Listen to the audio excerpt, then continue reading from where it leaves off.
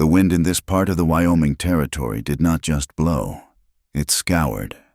It carried a grit that settled into the deep lines of a man's face and worked its way under his eyelids until the world looked permanently brown and hazy. It was late in the 1870s, and the winter had been a long, cruel season that refused to let go of the land. April had come and gone with snow still packed hard in the gullies. And now, even as May tried to break through, the distant peaks of the Medicine Bow Mountains remained white and cold, mocking the thin, starving grass on the plains below. Luke Carver tightened the wire against the cedar post, the leather of his gloves groaning under the strain. He was a man built of hard angles and silence, much like the landscape he tried to tame. He pulled the fencing tool down, twisting the wire until it sang tight, then hammered the staple home with a sharp, echoing crack that sounded too much like a gunshot in the vast emptiness. He straightened up, rolling his left shoulder to work out the ache that lived there. It was a dull throb that flared into sharp fire whenever a storm was brewing or when he worked too hard, which was every day. The bullet that had put the ache there was long gone, dug out by a drunken doctor on a table in Cheyenne 3 years ago. But the memory of the metal stayed. It was a reminder of things he could not fix, fences he could not mend. Luke looked out over his land. It was a hard, wind-lashed piece of earth, dry and unforgiving, but it was his. A few head of cattle, ribs showing through their winter coats, grazed on the sparse tufts of grass near the creek bed. They were survivors, just like him. They had made it through the blizzards that had buried half the herds in the territory, and now they stood with their heads low against the wind, chewing slowly. His cabin sat a few hundred yards away, a small, dark shape against the pale horizon. The roof sagged slightly on the west side, and the chimney leaned, but it held.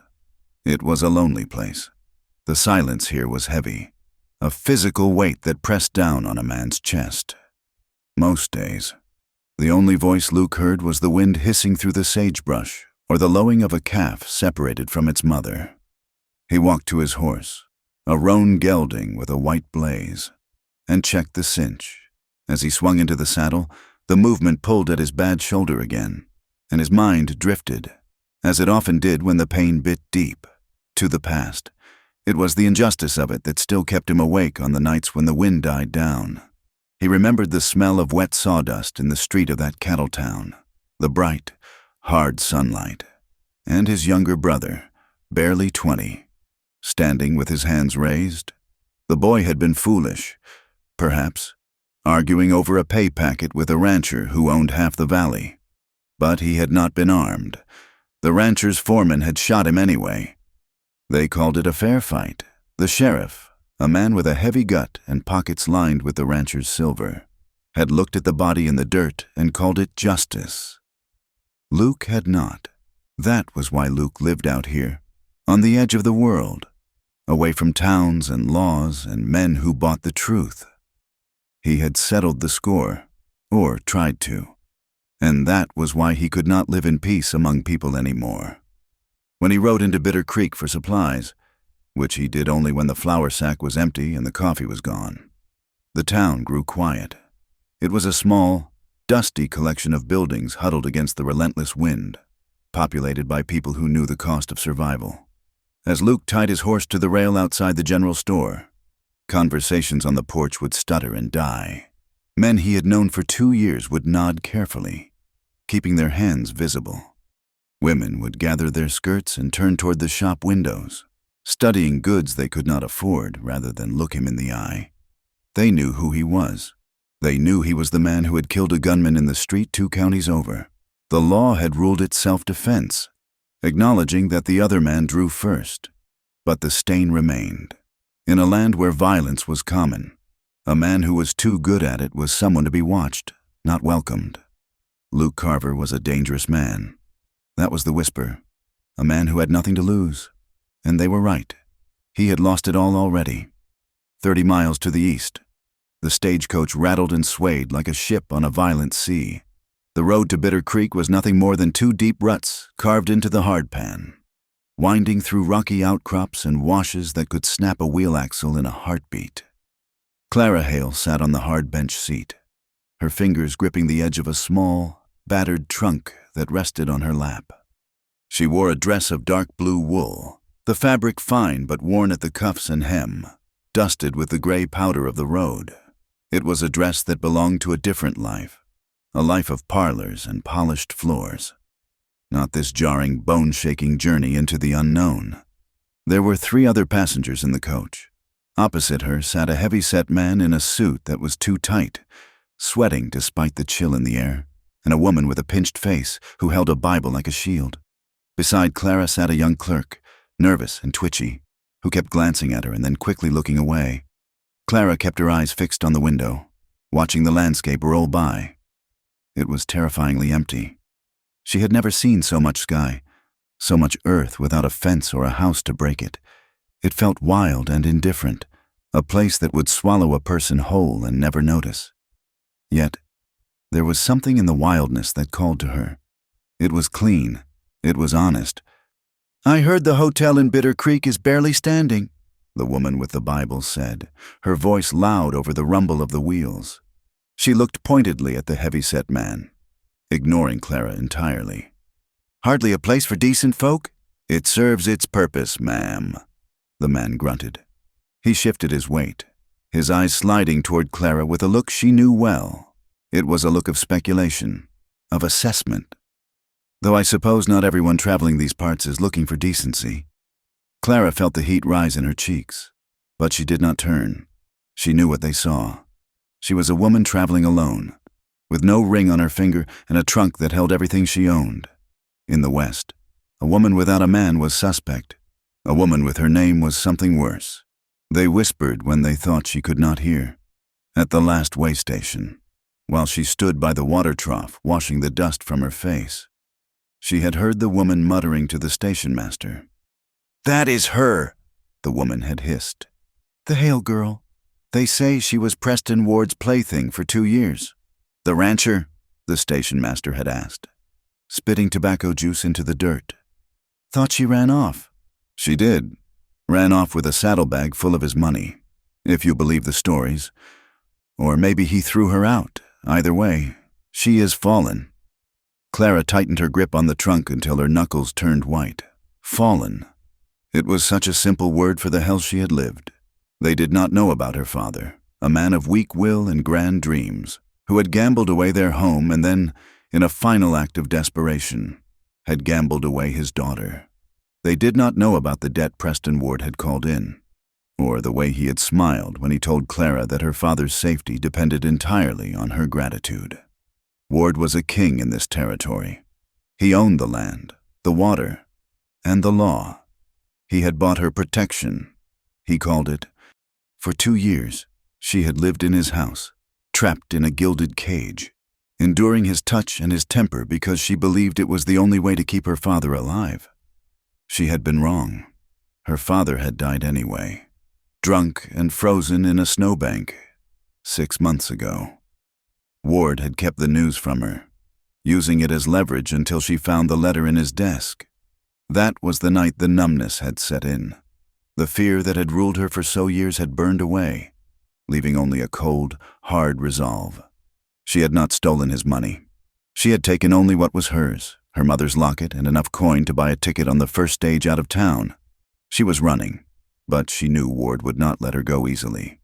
He was a man who collected things, and he hated to lose property.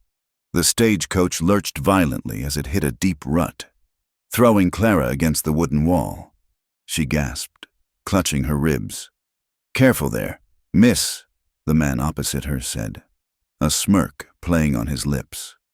"You do not want to damage the merchandise." Clara turned her head slowly and looked at him. Her eyes were green, sharp, and clear, and for a moment, the man's smile faltered. "I am not merchandise," she said, her voice low and steady. "And you would do well to keep your eyes on your own affairs." The woman with the Bible gasped, scandalized, but before she could speak, the world exploded. It began with a crack that sounded like a dry branch snapping, but much louder, the distinct report of a rifle. The coach swerved violently. The horses screamed, a terrifying, high-pitched sound of panic. "Get down!" the clerk yelled, throwing his hands over his head. Another shot rang out, and the heavy-set man jerked back against the seat, a small red hole appearing in the center of his forehead. He did not make a sound. He simply slumped forward, dead before he hit the floorboards. Clara screamed, the sound torn from her throat as the coach tilted. The horizon spun, sky, ground. Sky again, as the wheels struck a boulder and the entire carriage flipped. Wood shattered with a deafening crunch. Dust filled the air, thick and choking. Clara was thrown upward, then down, her body slamming against iron and wood. She felt a searing pain in her leg, a sharp, tearing sensation that made her vision go white. Then, everything stopped. The silence that followed was more terrifying than the noise. The wheels were still spinning, creaking softly. Someone was moaning low and rhythmic. The clerk, she thought. The woman with the Bible was silent. Clara lay crumpled against the roof of the overturned coach, which was now the floor. Her ears rang. She tried to move, but her right leg was pinned under a piece of the splintered seat. She tugged, and a fresh wave of agony washed over her, making her gasp for air. "Check the driver," a voice said from outside. It was a rough voice, not one she recognized. "Driver is down." "Took one in the shoulder, but he is out cold," another voice replied. "What about the inside?"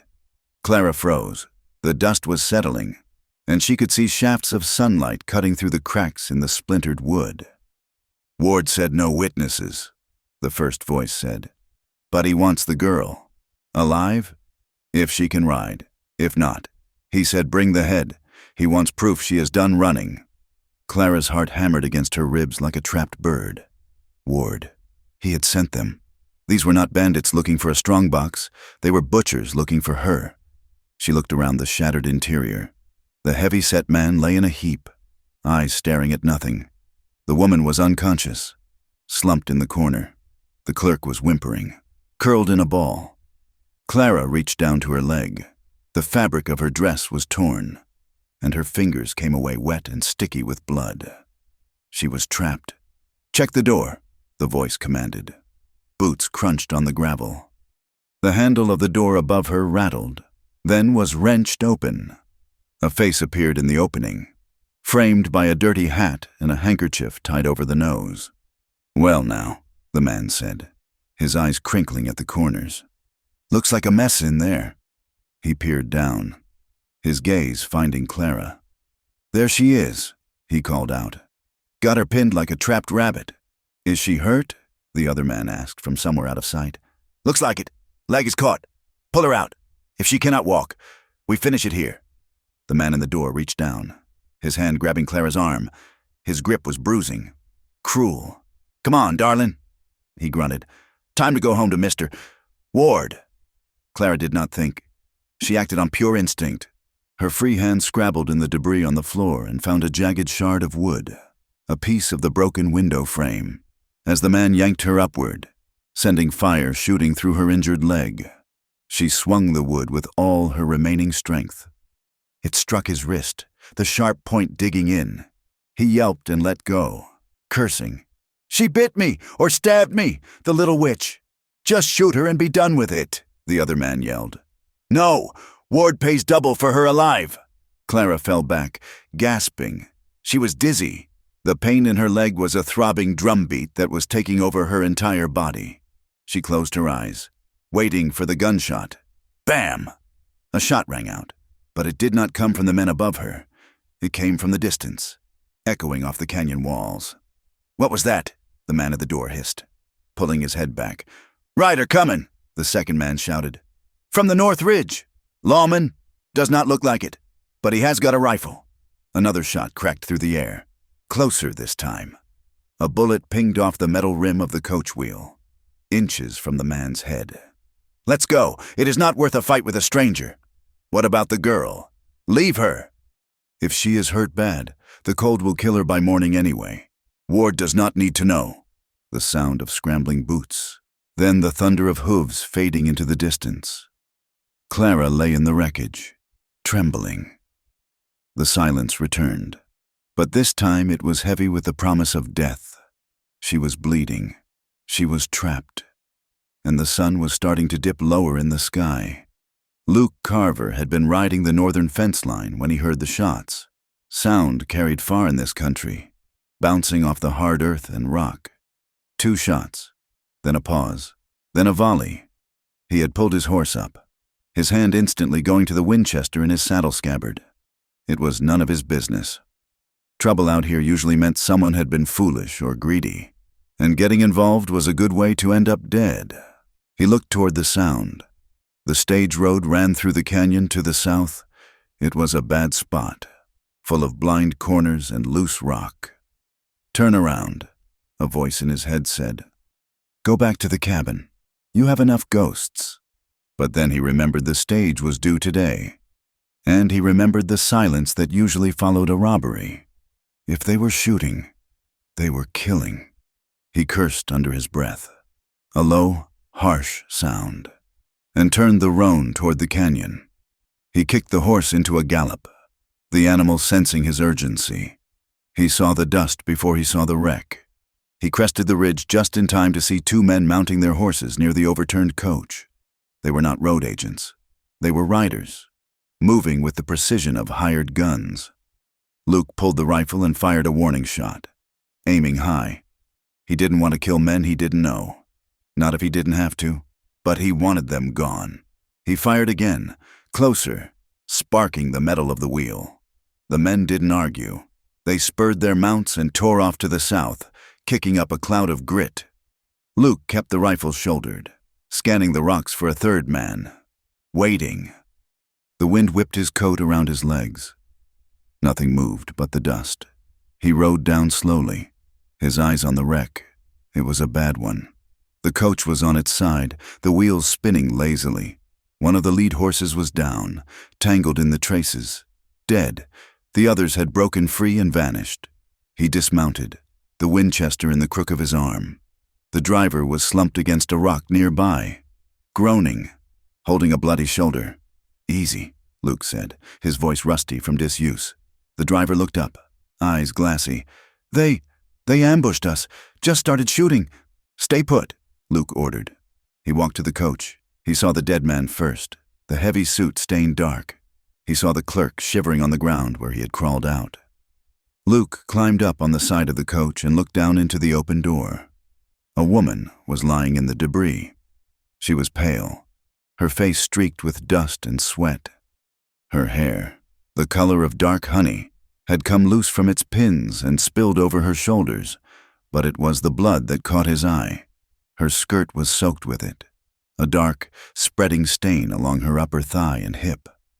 Luke dropped down into the carriage, the wood creaking under his boots. He crouched beside her. She flinched violently, her hands coming up as if to fight him.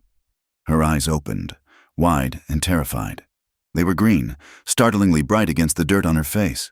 "Easy," he said again, softer this time. "I am not with them." Clara stared at him. He was a big man, filling the small space. His face was shadowed by his hat, stubble darkening his jaw, a scar cutting through his left eyebrow. He looked like part of the land, rough, weathered, dangerous. They left," she whispered, her voice cracking. "They ran," Luke corrected. He looked at her leg. A jagged piece of iron from the seat frame had torn through her dress and into the flesh beneath. It wasn't pinned anymore, but the wound was deep. "You are hurt bad." "I can walk," she lied, trying to push herself up. The pain hit her instantly, and she cried out, collapsing back against the wood. Luke caught her before her head hit the floor. His hand cupped the back of her neck, his other arm going around her waist. She was trembling, vibrating with shock.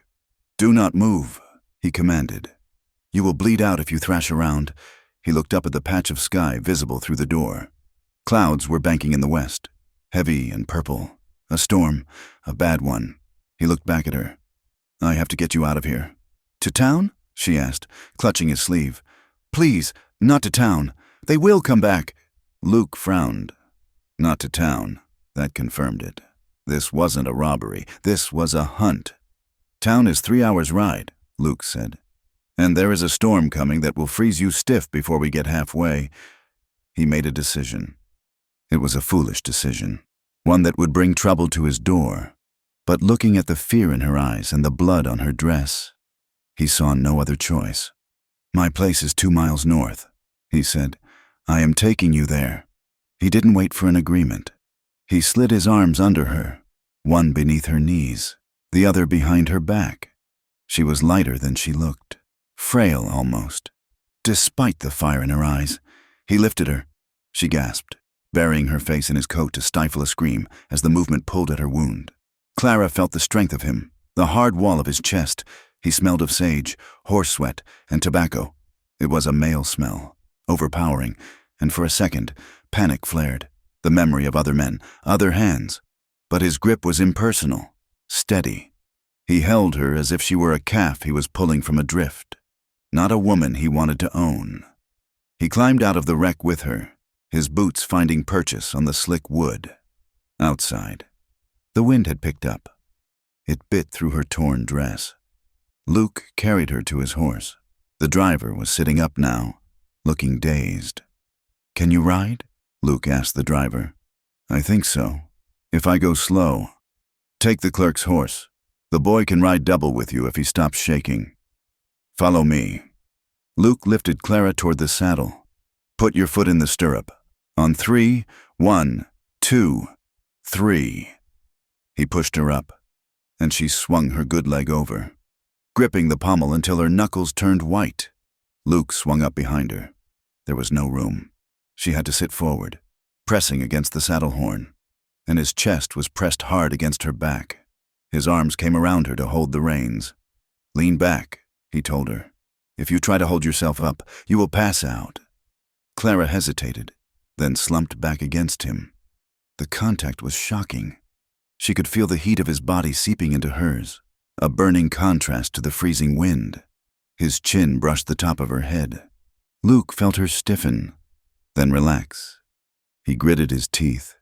It had been years since he had been this close to a woman. Her hair smelled of rosewater and dust. Her body was soft where his was hard, and the way she fit against him triggered an instinct he thought he had buried with his wife. It wasn't desire, not yet. It was protectiveness, a fierce, sudden need to keep the wind off her, to keep the world from hurting her anymore. He clicked his tongue, and the horse started forward. "Hold on," he said, his voice rougher than he intended. "It is going to be a rough ride." The ride took an hour, but it felt like a lifetime. The snow began to fall halfway there, small, hard pellets that stung the skin. By the time the cabin came into view, the world was gray and fading into twilight. Luke halted the horse by the door. The driver and the clerk had fallen behind but were still following, dark shapes in the snow. Luke slid off the back of the horse, his boots crunching in the mud. He reached up for Clara. She was barely conscious now, her head lolling. "I have got you," he said. He pulled her down into his arms. She was freezing, her skin clammy. The blood on her dress had darkened and stiffened in the cold. He kicked the cabin door open and carried her inside. The cabin was small. Just one room, a stove in the corner, a table, 2 chairs, and a narrow bed against the far wall. The air inside was stale and cold, but dry. Luke carried her to the bed and laid her down. The mattress was straw, covered with a rough wool blanket. He lit the kerosene lamp on the table. The golden light flared up. Pushing back the shadows, he turned to look at her. Clara lay still, her eyes closed, her breathing shallow and fast. The tear in her dress revealed the white skin of her thigh, marred by the ugly, gaping wound. It was still oozing blood, soaking the quilt. Luke felt a knot of anxiety tighten in his stomach. He was good with cattle. He could stitch a horse cut on barbed wire. He had even dug a bullet out of his own leg once. But this was a woman. Her skin looked as fragile as paper. He went to the stove and stoked the embers from the morning, adding kindling until the fire roared. He filled a kettle with water and set it to boil. Then he found a bottle of whiskey on the shelf, cheap, harsh stuff he kept for bad nights.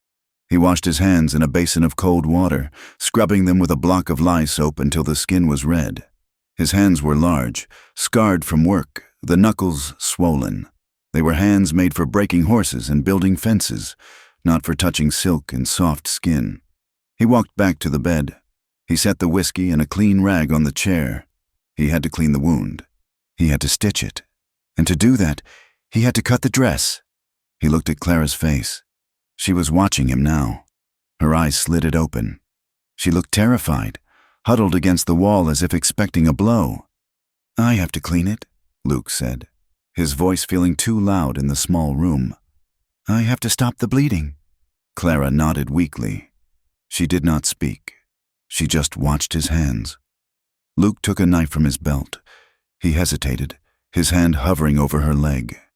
A tremor went through his fingers, just a slight shake, but he saw it. He took a breath, steeling himself. He was alone with a strange woman, miles from anywhere, about to put his hands on her in a way that felt dangerously intimate. "I'm sorry," he muttered, more to himself than to her. He lowered the knife and began to cut the fabric. The air in the cabin was heavy, a suffocating mixture of wood smoke, old dust, and the sharp, coppery tang of fresh blood. The storm outside had thrown its full weight against the timber walls, the wind howling like a wounded animal, rattling the single window pane in its frame. But inside, the silence was louder. It was a dense, vibrating silence, broken only by the hiss of the kettle on the iron stove and the ragged, shallow breathing of the woman on the bed.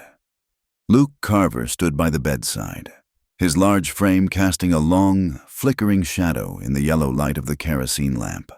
He felt too big for the room, too rough for the task at hand. His hands, scarred from barbed wire and rope, trembled slightly as he uncorked the bottle of whiskey. The smell of the cheap liquor hit the air, harsh and stinging, warring with the scent of blood. Clara Hale lay pale and shivering against the gray wool of his blankets. Her eyes were squeezed shut, her knuckles white where she gripped the edges of the mattress. The mud from the road was smeared across her cheek, and her dress, the fine blue wool that spoke of a life he did not understand, was ruined, soaked dark and stiff around her hip. "I have to cut the dress, ma'am," Luke said. His voice sounded like gravel grinding together, low and apologetic. "I cannot get to the wound otherwise. The fabric is stuck." Clara did not answer immediately. She nodded. A jerky, small movement. She felt filthy. The road dust was in her hair and under her fingernails. But the filth she felt went deeper than that. It was the grime of the last 2 years, the invisible stain of Preston Ward's hands, the whispers of the town, the way men looked at her as if she were a piece of livestock to be assessed and bartered. And now, this stranger, this rough, silent man who had pulled her from the wreckage, was going to see her. He was going to strip away the last layer of her defense. "Do what you must," she whispered, her voice tight. Luke took the knife from the table. He had sharpened it that morning on a whetstone, a habit of discipline, and the blade glinted in the lamplight.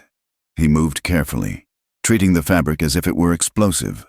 He inserted the tip of the blade into the hem of the torn skirt, just below the injury, and sliced upward. The sound of the wool tearing was loud in the small room. Luke worked with a grim focus, his jaw set hard. He peeled back the layers of heavy cloth, then the linen petticoats beneath, which were sodden with red. He tried to keep his eyes strictly on the injury, treating it like a puzzle to be solved, a fence to be mended. But as the fabric fell away, revealing the curve of her hip and the pale, smooth skin of her upper thigh, his throat went dry.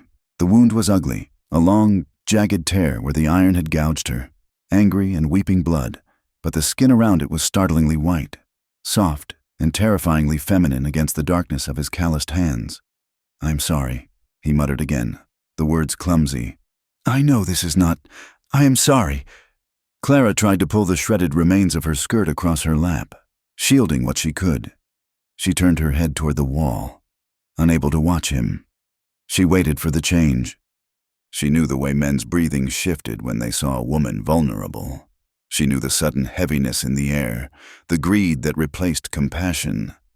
She lay rigid, every muscle locked, waiting for his hands to become cruel, "This is going to sting," Luke warned. "I have to clean the dirt out before I stitch it." He poured the whiskey onto a clean rag. The fumes rose up, biting at his nose. He stepped closer, his knee bracing against the edge of the bed frame to steady himself. He dabbed at the wound. Clara gasped, a sharp, sucked-in breath that sounded like a sob. Her body bucked involuntarily against the pain. "Easy," Luke murmured, sweating now. "Easy. I know it hurts." He worked quickly. Wiping away the dried blood and the grit from the road, he had to be thorough. Infection out here killed faster than a bullet. He leaned in, his brow furrowed in concentration, his world narrowing down to the red gash and the white skin. And then, it happened. He was reaching for a spot of dried blood near the top of the wound, high on her outer thigh. The cabin floor was uneven, and as he shifted his weight, his boot slipped on the rough planks. His hand jerked to steady himself. His heavy, rough palm slid. It moved past the wound, sliding upward and inward, over the curve of her hip and brushing the soft, sensitive skin of her inner thigh, a place no stranger had any right to touch. His fingers, calloused and warm, rested there for a heartbeat, dangerously close to the heat of her groin. Time seemed to snap and freeze. Clara stopped breathing. Her eyes flew open, wide and dark with shock. The sensation was electric, not the pain she expected, but a sudden, terrifying jolt of intimacy. His hand was large and hot, his skin rough against her softness. It was a violation. Yet it wasn't. It didn't feel like Ward's possessive grip. It felt heavy, grounding, and shockingly human. Luke went rigid. The breath trapped in his lungs burned. He could feel the pulse of her blood beneath his fingertips, the terrible softness of her, the heat radiating through the thin barrier of her skin. For that single, suspended second, the medical emergency vanished. He was a man, alive and starving, touching a woman in the darkness of a storm. A sudden, blazing desire roared through him, fierce and hungry, an ache he hadn't felt since before the grief had hollowed him out. The silence in the room thickened, becoming a physical thing that pressed against their eardrums. The air crackled with shame and a raw, unwanted want. Then Luke jerked his hand back as if he had touched a hot stove. He stumbled back a step, nearly knocking over the basin of water. His face flushed a deep, brick red that was visible even in the dim light. His heart was hammering against his ribs like a trapped bird. He started, his voice cracking. He cleared his throat, looking everywhere but at her, at the floor, at the stove, at his own traitorous hands. "I slipped. My boot. I did not mean—" He trailed off, mortified. He felt a sick wave of self-hatred. "Animal," he thought viciously. "She is hurt. She is bleeding. And you are putting your hands on her like that?" He was terrified that she would see him as another predator, another man taking what he wanted because she was too weak to stop him. Clara stared at him, her chest heaving. The heat of his touch still lingered on her skin. A phantom pressure. She had flinched when he slipped, expecting him to press his advantage, to turn the accident into an assault, but he was backing away. He was stuttering. She looked at his face. She didn't see the leer she was used to. She didn't see the cold calculation of Preston Ward. She saw a man who looked like he wanted the floor to open up and swallow him whole. His eyes were wide with panic and a profound, boyish shame. It confused her. The rush of heat she had felt, that strange, treacherous spark in her own belly, was frightening. But his reaction was even more unsettling. He was afraid of hurting her. He was afraid of her fear. "It is all right," she said, her voice trembling. It wasn't all right. Not really. The air between them had changed. It was charged now, dangerous in a new way. Luke took a ragged breath. He forced himself to look at her leg again, but he kept his eyes strictly on the wound, refusing to let his gaze wander even an inch. He had to finish this. He had to be professional. He had to build a wall of duty between himself and the fire that had just sparked in his chest. "I have to stitch it now," he said, his voice flat and controlled. "I'm going to thread the needle. I will be quick." He returned to the bedside. But his movements were different now. They were rigid, mechanical. He kept his elbows tucked in, his body angled away from her as much as possible. When he had to touch her skin to hold the wound closed, he used only the tips of his fingers, touching her as lightly as if she were made of glass. "Needle going in," he announced softly. "Hold still." He talked through the whole process, narrating his actions in a low murmur. "One stitch. Almost done with this part. I am tying the knot. Now the next one. You are doing well. Just breathe."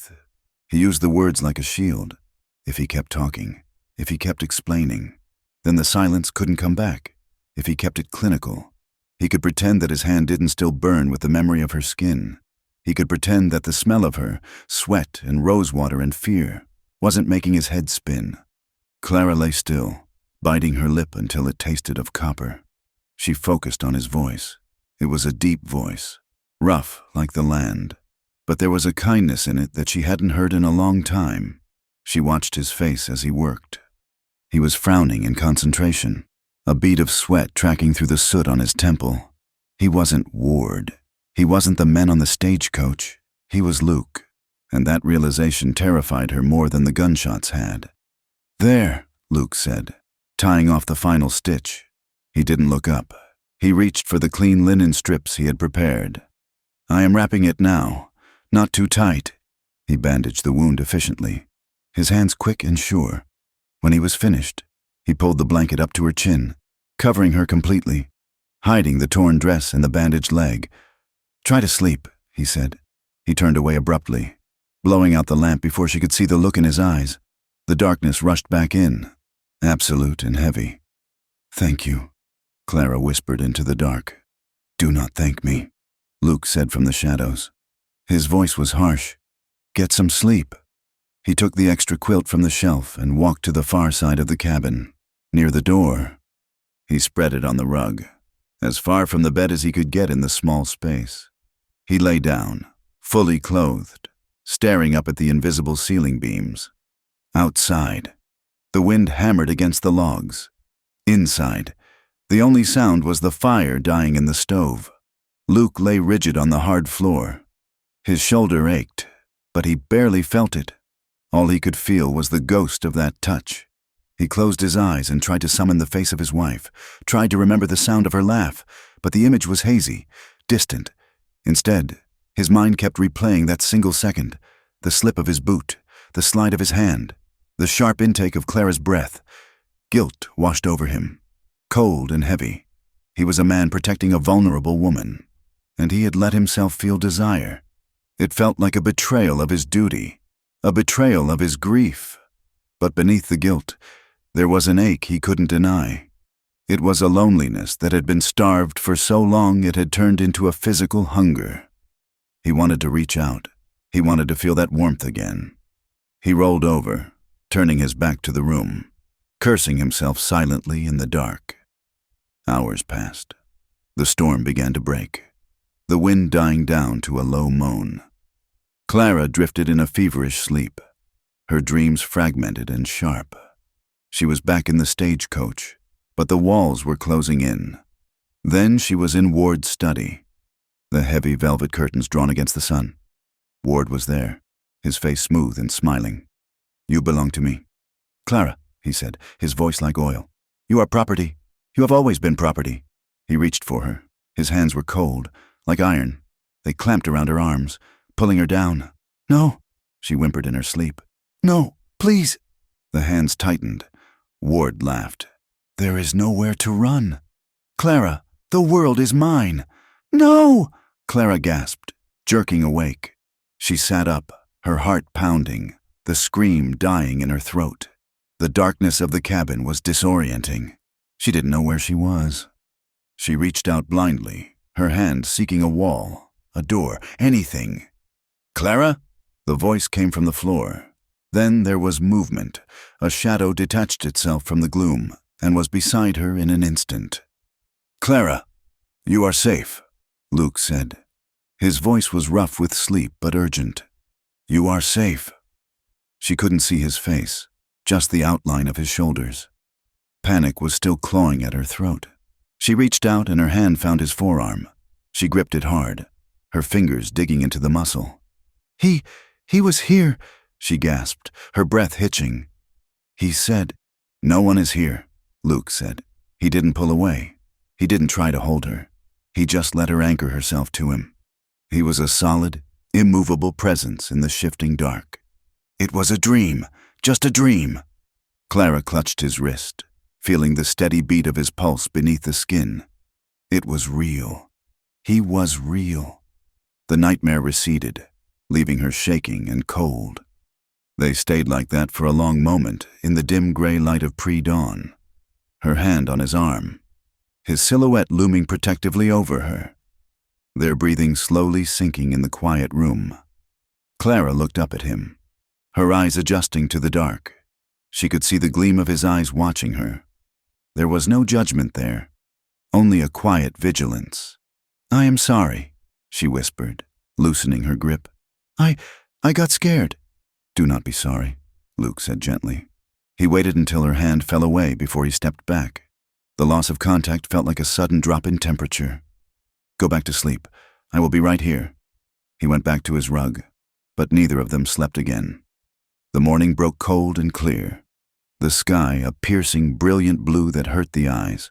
The storm had scrubbed the world clean, leaving the plains white with snow that would melt by noon. Luke rose before the sun.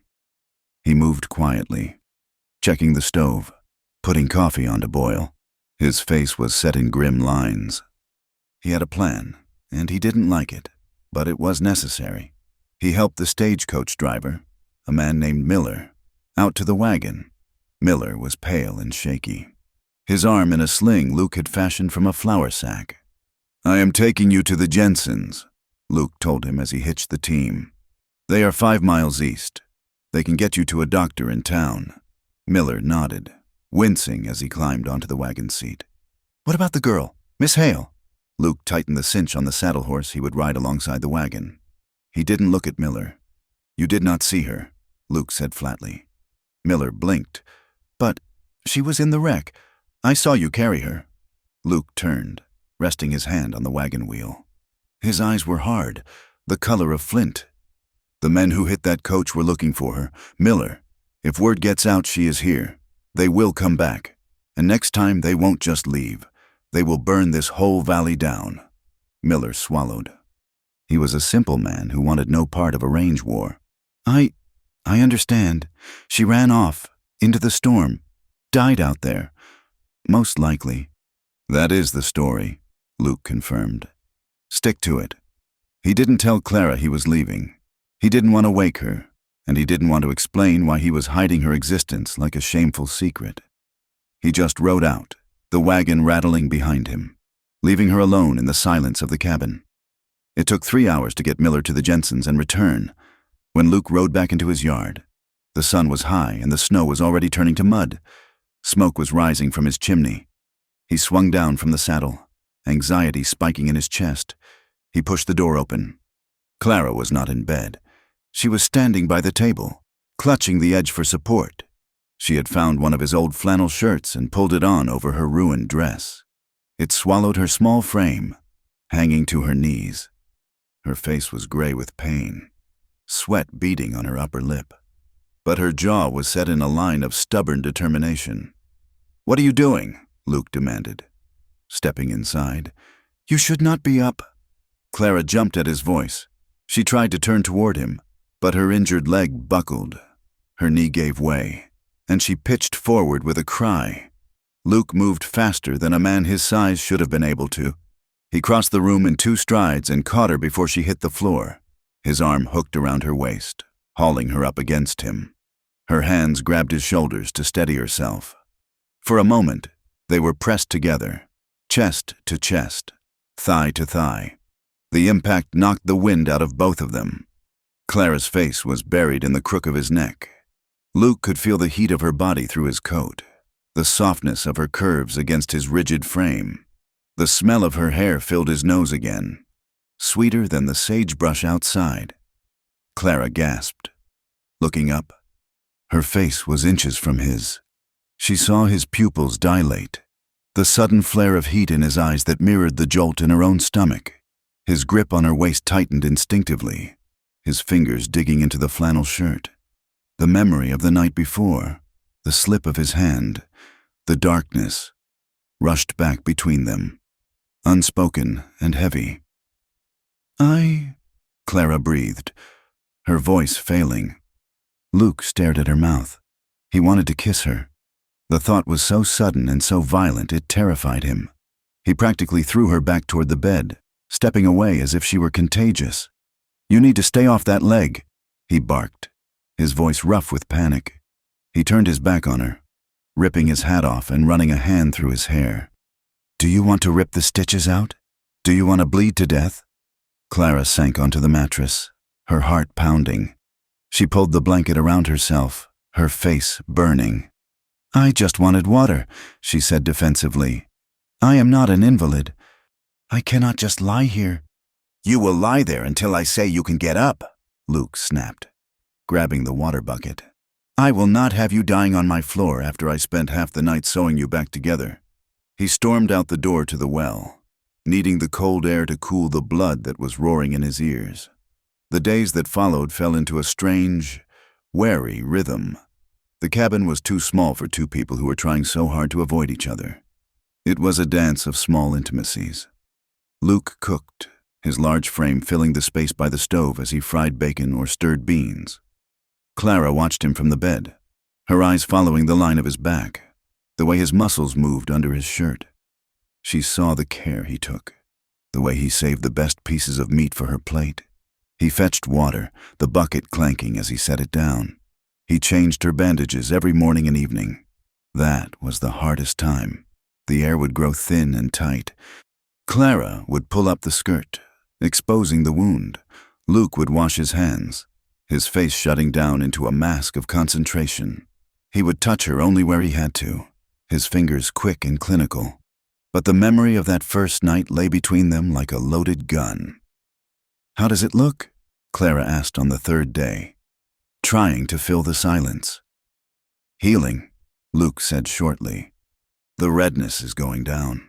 You have gentle hands," she said. Luke froze for a second while wrapping the fresh linen. He didn't look up. "I have hands that work cattle. Miss Hale, nothing gentle about them." "I know what cruel hands feel like," Clara said softly. "Yours are not cruel." Luke finished the knot and stood up quickly, retreating to the other side of the room. "I'm going to check the fence line," he muttered, grabbing his hat. "I will be back by dark." He spent as much time outside as he could, working himself to exhaustion. He fixed fences that didn't need fixing. He chopped enough wood for 2 winters. He rode the perimeter of his land, watching the horizon for dust, for riders, for the past coming to collect. But he always had to come back. The evenings were the worst. The wind would pick up, sealing them inside the small wooden box of the cabin. They sat by the light of the single lamp. Clara mended his torn shirts, her fingers working the needle with a skill he lacked. Luke cleaned his rifle, the smell of gun oil mixing with the scent of the stew on the stove. They talked, but only about safe things. "Snow is melting fast," Luke would say. "The grass looks greener today." Clara would reply, "Creek is rising. I saw a hawk this morning." They built a bridge of small talk over the chasm of their shared silence. They never spoke of Preston Ward. They never spoke of the man Luke had killed. They never spoke of the night she had arrived. But the silence spoke for them. At night, after Luke blew out the lamp and lay down on his rug, the cabin became a chamber of echoes. Clara would lie in the bed, staring into the dark. She could hear Luke breathing on the floor 6 feet away. She could hear him shift, trying to find a comfortable spot on the hard wood. She thought about the way he had caught her, the way his body felt against hers, solid, unyielding, safe. She thought about his hands. She wondered, with a shiver of shame and curiosity, what it would feel like if he didn't pull away, what it would feel like if he touched her not to heal, but to hold. Luke lay awake, staring at the embers fading in the stove. He listened to the rustle of the sheets as she turned. He imagined her lying there, warm and soft. The desire he was trying to starve was only growing stronger. feeding on the proximity, on the stolen glances. On the way, the light caught her hair. He felt like a man standing on the edge of a cliff, the ground crumbling beneath his boots. He knew he should take her to town. He knew he should put her on a stage and send her far away, where she would be safe, where he would be safe. But every morning, when he looked at her sitting up in his bed, looking a little stronger, a little less haunted, he found a reason to wait one more day. The leg needs more time, he would tell himself. Just one more day. And the cracks in their defenses grew wider, letting the light and the danger seep in. 2 weeks had passed since the storm, and the spring thaw had finally taken hold of the Wyoming plains. The snow had retreated to the high crevices of the Medicine Bow Mountains, leaving the earth below sodden and dark, a vast ocean of mud and new, tentative grass. Clara Hale stood by the door of the cabin, testing her weight on her injured leg. The pain was still there, a dull, throbbing reminder of the iron that had torn her flesh, but the wound had closed. The angry red inflammation had faded to a bruised purple, and the stitches Luke had placed with such terrifying precision held the skin together. She could walk, though it was with a hitch in her stride, a limp that made her feel broken in a new way. Luke was by the corral, hitching the roan and the mare to the buckboard wagon. He moved with the same economy of motion he applied to everything. No wasted energy, just strength applied where it was needed. He wore his coat, the leather cracked and worn white at the elbows, and his hat was pulled low against the morning sun. He walked back to the cabin, stopping at the foot of the porch. He did not look at her directly, his gaze fixed somewhere on the horizon. "It is time," he said. His voice was flat. "You can travel now. I will take you into Bitter Creek. You can decide what you want to do from there." Clara tightened her grip on the doorframe. The cabin had been a strange limbo, a place suspended out of time. It was small, cramped, and smelled of wood smoke and coffee, but it was safe. Outside lay the world that wanted to chew her up. Outside lay Preston Ward. "Yes," she said, though the word felt like a stone in her throat. "I suppose I must." She gathered her few things, the trunk that had survived the crash, the torn dress she had mended as best she could. Luke had given her an old duster coat to wear, as the wind was still biting. It was miles too big for her, the shoulders hanging down her arms, the hem brushing her ankles. It smelled of him, tobacco, horse, and the pine scent of the mountains. Wrapping it around herself felt like stepping into armor that didn't fit. Luke helped her onto the wagon seat. He offered his hand, and for a moment, his rough palm swallowed hers. His grip was firm, impersonal, yet the contact sent a jolt through her that made her breath hitch. He released her the instant she was settled, climbing up the other side and taking the reins. "Yeah," he called to the horses. The wagon lurched forward, the wheels grinding through the mud. They left the cabin behind, a lonely speck of timber against the immense backdrop of the plains. The silence on the ride was thick. The landscape stretched out endlessly, a terrifying expanse of nothingness under a hard, cloudless sky. The wind whipped the grass into waves, a relentless motion that made the earth seem like a restless sea. For the first hour, neither of them spoke. Luke kept his eyes on the ears of the horses, his profile etched in stone. Clara watched his hands on the leather reins. They were capable hands. She remembered the way they had shaken, just slightly, when he cleaned her wound. She remembered the slip, the heat, the terrifying moment of stillness. She looked away, staring at the distant line of the mountains. "You have been kind to me, Mr. Carver," she said, her voice small against the wind. "I know I have been a burden." Luke shrugged, a shift of his heavy shoulders. "I would have done the same for a dog caught in a trap." It was a harsh answer, but Clara heard the defense in it. He did not want gratitude. Gratitude implied a connection. "They say I am a whore," she said suddenly. The words hung in the air, stark and ugly. Luke's hands tightened on the reins, the leather creaking. He did not turn his head. "I do not listen to what they say." "You should," Clara said, a bitter edge entering her voice. Because that is what you will hear in town. That is what Preston Ward made sure everyone thinks. She took a breath, the cold air filling her lungs. She wanted him to know. She didn't want to be the mystery woman in his cabin anymore.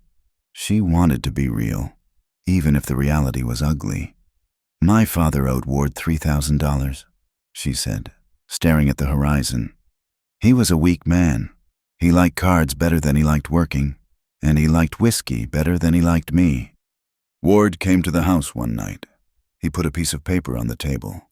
He said he would forgive the debt if I came to live at his ranch. He called it protection. He said a woman alone would not survive when my father inevitably failed. Luke remained silent, but his jaw muscle jumped. I went, Clara continued, her voice trembling. I thought I was saving my father, but Ward did not want a housekeeper, and he did not want a wife. He wanted something he could own completely. He wanted me to be grateful for the cage. She looked down at her hands, clenched in her lap. I refused him. Not at first. I was too scared. But later, I locked my door. I refused to dine with him. I told him I would work off the debt in the kitchen, in the stables, anywhere but his bed. She laughed, a dry, brittle sound. That is when he started talking. He told his men I was wild. He told the town I was insatiable. He made sure that if I ever left, no decent person would look at me. He bought my reputation just like he bought my father's dignity. Luke was quiet for a long time. The only sound was the rhythmic thud of hooves and the creak of the wagon springs. My brother was 20 years old, Luke said. The sudden shift surprised her. She turned to look at him. Matt, Luke said. He was loud, laughed at everything. Not like me. He had a claim on a strip of water north of Bitter Creek. The Circle T Ranch wanted it. They cut his fences 3 times. The 4th time, Matt rode into town to talk to the owner. Luke's eyes narrowed, looking at something far beyond the road. He did not even have his gun drawn. He was shouting, waving his arms. The foreman shot him in the chest, said he felt threatened. Luke, Clara whispered. The sheriff, Luke went on, his voice devoid of emotion, said it was a fair fight. He said Matt was known to be hot-headed. They buried him on the hill, and the Circle T took the water. He turned to look at her then, his eyes dark and shadowed. That is why I am out here. Clara, the law is just a way for rich men to give names to their crimes. You and I, we are just the things in their way. It was the first time he had used her name. It felt like a physical touch. The town of Bitter Creek appeared as a smear of brown against the green-gray plains. As they drew closer, the buildings resolved into shape, rough-hewn timber, false fronts trying to look grand, mud streets churned by wagons and cattle. Luke drove the wagon down the main street. It was midday, and the town was busy. Men hauled crates on the boardwalks. Horses stood dozing at the hitching rails. When the wagon rolled past the saloon, conversation stopped. Clara felt the weight of the eyes. She pulled Luke's coat tighter around her, shrinking inside the heavy wool. She saw a woman sweeping a porch pause, leaning on her broom, her eyes narrowing as she took in the strange tableau. Luke Carver, the man who killed, and the woman beside him. That is her, a voice drifted from the boardwalk. The Hale girl. Thought she was dead. Look at her, riding with him. Fits, does it not? Luke stared straight ahead, his face a mask of granite. He pulled the wagon up in front of the livery stable. I have to get supplies, he said. Flour, coffee. You can wait here, or... I will look for work, Clara said, straightening her spine. She would not hide. I need money if I am to leave. Luke looked at her, doubt flickering in his eyes. Clara, I will be fine, she lied. She climbed down, wincing as her bad leg took her weight. She smoothed her hair, though she knew she looked wild, and limped toward the boarding house across the street. The sign above the door said, Mrs. Gable's Rooms and Meals. Clara pushed the door open. The air inside smelled of beeswax and stewed onions. Mrs. Gable was behind the desk, a stout woman with a face like a dried apple. She smiled reflexively as the door opened, but the smile died the instant she recognized Clara. I have no rooms. Mrs. Gable said sharply. I am not looking for a room, Clara said, holding her head high. I am looking for work. I can cook. I can clean. I sew better than anyone in the territory. Mrs. Gable looked down at her ledger. I have no work. Please, Clara said, desperation leaking into her voice. I am hard-working. I just need a chance. Mrs. Gable looked up, her eyes hard. Miss Hale, my husband does business with the bank. The bank does business with Mr. Ward. If I hire you, half this town will stop eating at my table. I cannot afford pity. Clara stood there for a moment, feeling the blood drain from her face. It is not pity I am asking for, she said quietly. It is decency. Then you are looking in the wrong town, Mrs. Gable said. Turning her back, Clara walked out.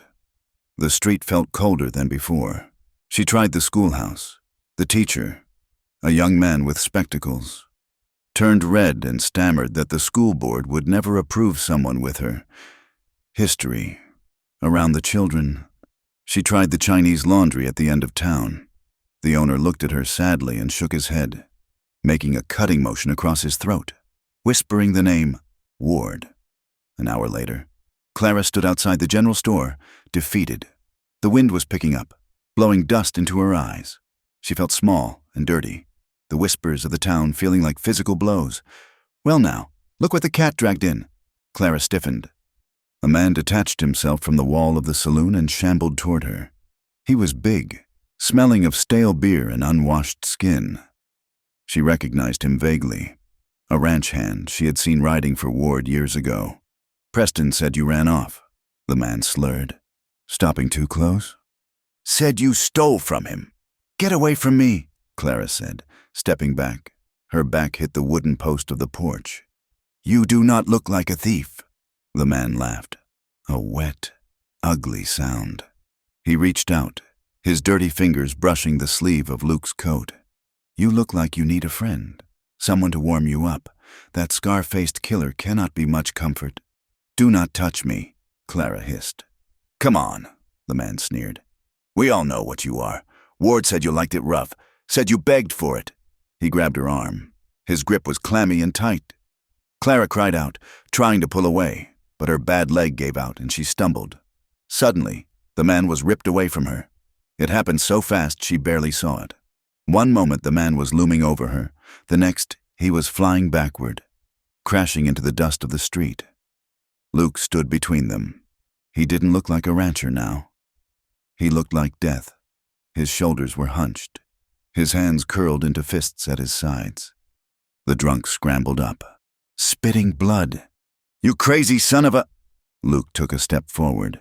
It was a quiet movement, terrifying in its control. He reached out and grabbed the man by the lapels of his vest, lifting him onto his toes. You touch her again, Luke said, his voice a low rumble that carried across the silent street.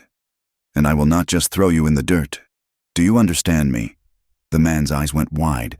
He looked at Luke's face, at the scar, at the cold promise in his eyes. He nodded frantically. Luke shoved him back. The man stumbled and turned, fleeing toward the saloon. Luke turned to Clara. He was breathing hard, his chest heaving. Are you hurt? Clara shook her head, unable to speak. She was trembling. A crowd had gathered. They were watching, judging. Luke looked around at them. His gaze swept over the shopkeepers, the cowboys, the women in their bonnets. He reached out and took Clara's arm, pulling her to his side. It wasn't a gentle grip. It was possessive, solid. She is with me, Luke announced. He didn't shout, but his voice cut through the wind. She is under my protection. Any man who has a problem with that can take it up with me. The silence stretched, thin and brittle. Then, slowly, the crowd began to disperse. They turned away, muttering. But they moved. Luke Carver had drawn a line in the dust.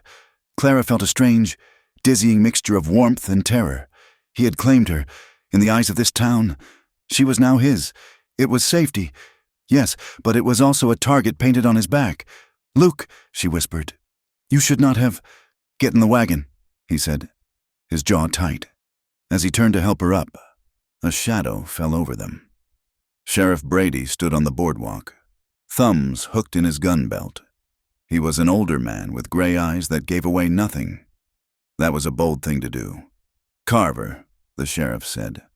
He put his hands on her. Luke said, not backing down.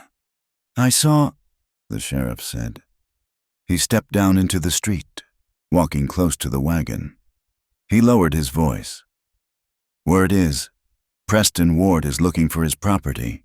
He says she took things that do not belong to her." "She is not property," Luke said. "Ward thinks differently," the sheriff said. He looked at Clara, his expression unreadable. "And Ward has a long reach. Accidents happen. Luke, barns burn down. Men get shot by mistake on the trail. If I were you, I would be careful who I sheltered." "Is that a threat, Sheriff?" "It is advice," the sheriff said. "Take her back to him, or put her on a train to California. But do not keep her here. This town does not want a war." The sheriff turned and walked away. Luke stood still for a moment, watching him go. Then he climbed into the wagon and snapped the reins. They did not speak of leaving. It was understood. The town had rejected them. They stopped at the boarding house only long enough for Luke to ask Mrs. Gable for a hot meal to take with them. "Mrs." Gable refused to look at Clara, handing the wrapped parcel to Luke with shaking hands. While Luke was paying, Clara stood in the narrow hallway. The door to the parlor was ajar. "Shameful." A woman's voice drifted out. "Did you see how she looked at him? Like a stray dog." "She will drag him down," another voice agreed. "Luke Carver has enough blood on his hands. Now he has taken up with a harlot. He is a fool. She will be the death of him. Mark my words. She is poison." Clara backed away, her heart hammering against her ribs. "Poison." She hurried out to the wagon, climbing up before Luke could see her face, but her hands were shaking so badly she couldn't clasp her cloak. They rode out of town as the sun began to dip toward the mountains, casting long, bruised shadows across the plains. The wind had turned cold again. The ride back to the cabin was a nightmare of silence. Luke was lost in his own thoughts, the sheriff's warning ringing in his ears. He felt the weight of what he had done. He had made himself an enemy of the most powerful man in the territory. He had put everything he had left, his land, his life, on the line. And for what? For the woman sitting beside him, shivering in his coat. Clara sat with her eyes closed, the women's voices echoing in her mind. She will be the death of him. They arrived at the cabin after dark. Luke unhitched the horses and turned them into the corral. When he came inside, Clara was standing by the table, frantically packing the few things she had taken out of her trunk. "What are you doing?" Luke asked, closing the door against the wind. "I am leaving," Clara said. Her voice was brittle, high-pitched. "I cannot stay here." Luke frowned, pulling off his gloves. "Leaving? To go where? It is pitch black. The horses are tired." "I will walk," Clara said. She shoved her brush into the trunk. "I will walk to the next town. I will catch a train." "You have a bad leg," Luke said, his voice rising. "You will not make it 5 miles. Stop this." "I have to go." Clara spun around, her eyes wild. "Did you not hear them? Did you not hear the sheriff? Ward is coming. He will burn you out. He will kill you. Luke, just like they killed your brother." Luke stiffened. "I can handle Ward."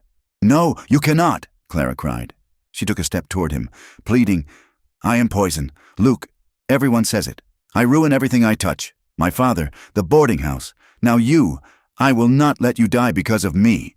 "I make my own choices," Luke growled, stepping forward. "Do not tell me what I can and cannot do. I chose to bring you here. I chose to stand up in that street." "And it was a mistake," Clara shouted, tears finally spilling over. "Why are you doing this? Why are you fighting for me? I am nothing. I am just the girl who ran." "Because you are here," Luke roared back. The silence that followed was deafening. The fire in the stove popped, a sharp sound in the sudden quiet. Luke breathed heavily, his chest rising and falling. He looked at her, her tear-streaked face, her hair wild from the wind, the fierce, desperate set of her jaw. "I am not my brother," Luke said, his voice lower, rougher. "And you are not nothing." "I am dangerous to you," Clara whispered. "Please, Luke, let me go." She reached for her trunk again. Luke moved. He crossed the space between them in 2 strides. He grabbed her wrist, not to hurt her, but to stop her. "No," he said. Clara looked up at him, startled by the heat of his hand. It was the same hand that had slipped on her skin weeks ago. The memory of it crashed between them, visceral and sudden. "Why?" she demanded, her voice shaking. She grabbed his wrist with her free hand, holding on as if he were the only solid thing in the world. "Why do you care?" Luke looked down at her. They were inches apart. He could see the gold flecks in her green eyes. He could smell the dust and the rosewater.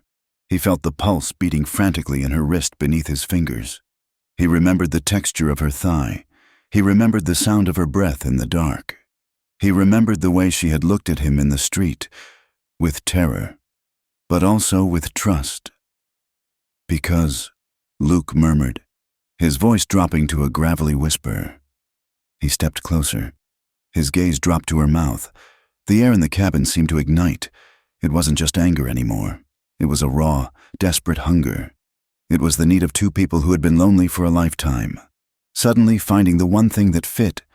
Clara's breath hitched. She didn't pull away. She leaned in, just a fraction, her lips parting. Luke's hand slid from her wrist up to her forearm. He wanted to pull her against him. He wanted to bury his face in her neck and forget the town, forget Ward, forget the ghosts. But then he saw the fear behind the desire in her eyes. He saw the vulnerability.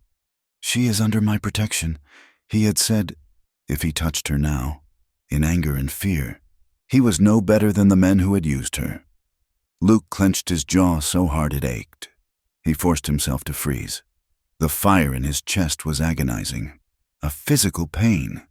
He released her wrist and stepped back. He put 3 feet of cold air between them. "You are staying," he said, his voice sounding like it was torn from his throat. "Because I said so, and because I am not going to let them win." He turned his back on her, walking to the window to stare out at the dark, empty plains, his hands shaking at his sides. Clara stood by the table, clutching her wrist where he had held her, her heart pounding a frantic rhythm against her ribs. She felt cold without him, and the terrifying realization settled over her. She didn't want to leave, not because she was afraid of the road, but because she was afraid of a life without him. "Luke," she whispered. He didn't turn. "Go to bed, Clara." It was a command, but it sounded like a plea. Clara looked at his broad back, at the tension in his shoulders. She slowly unbuttoned the heavy coat and let it slide to the floor. She walked to the bed and sat down, but she didn't sleep. She watched him standing guard against the night, and she knew, with a sinking dread, that the storm was only just beginning. The world began to close in on Luke Carver's land like a noose tightening around a throat. It started with the silence. The usual bird song that greeted the dawn seemed muted, and the wind carried a tension that pricked at the back of the neck. Then came the riders who did not stop but watched from the ridgelines, dark silhouettes against the blinding blue of the Wyoming sky. 3 days after their return from Bitter Creek, a neighbor named Silas Jensen rode up to the cabin. Silas was a man of few words, his face weathered like old saddle leather, but he would not look Luke in the eye. He sat on his horse, hat in hand, while Clara watched from the safety of the darkened window. "Sheriff was out my way yesterday," Silas said, spitting tobacco juice into the dust. "Asking about strays, asking about who has been coming and going on the road." Luke leaned against the porch post, his rifle resting easy in the crook of his arm. "Is that so? He mentioned you, Luke," Silas continued, shifting in his saddle. "Asked if you had any company. Said there was talk of a woman involved in some theft over in Cheyenne. Said Preston Ward was offering a reward for information." Luke's jaw set hard.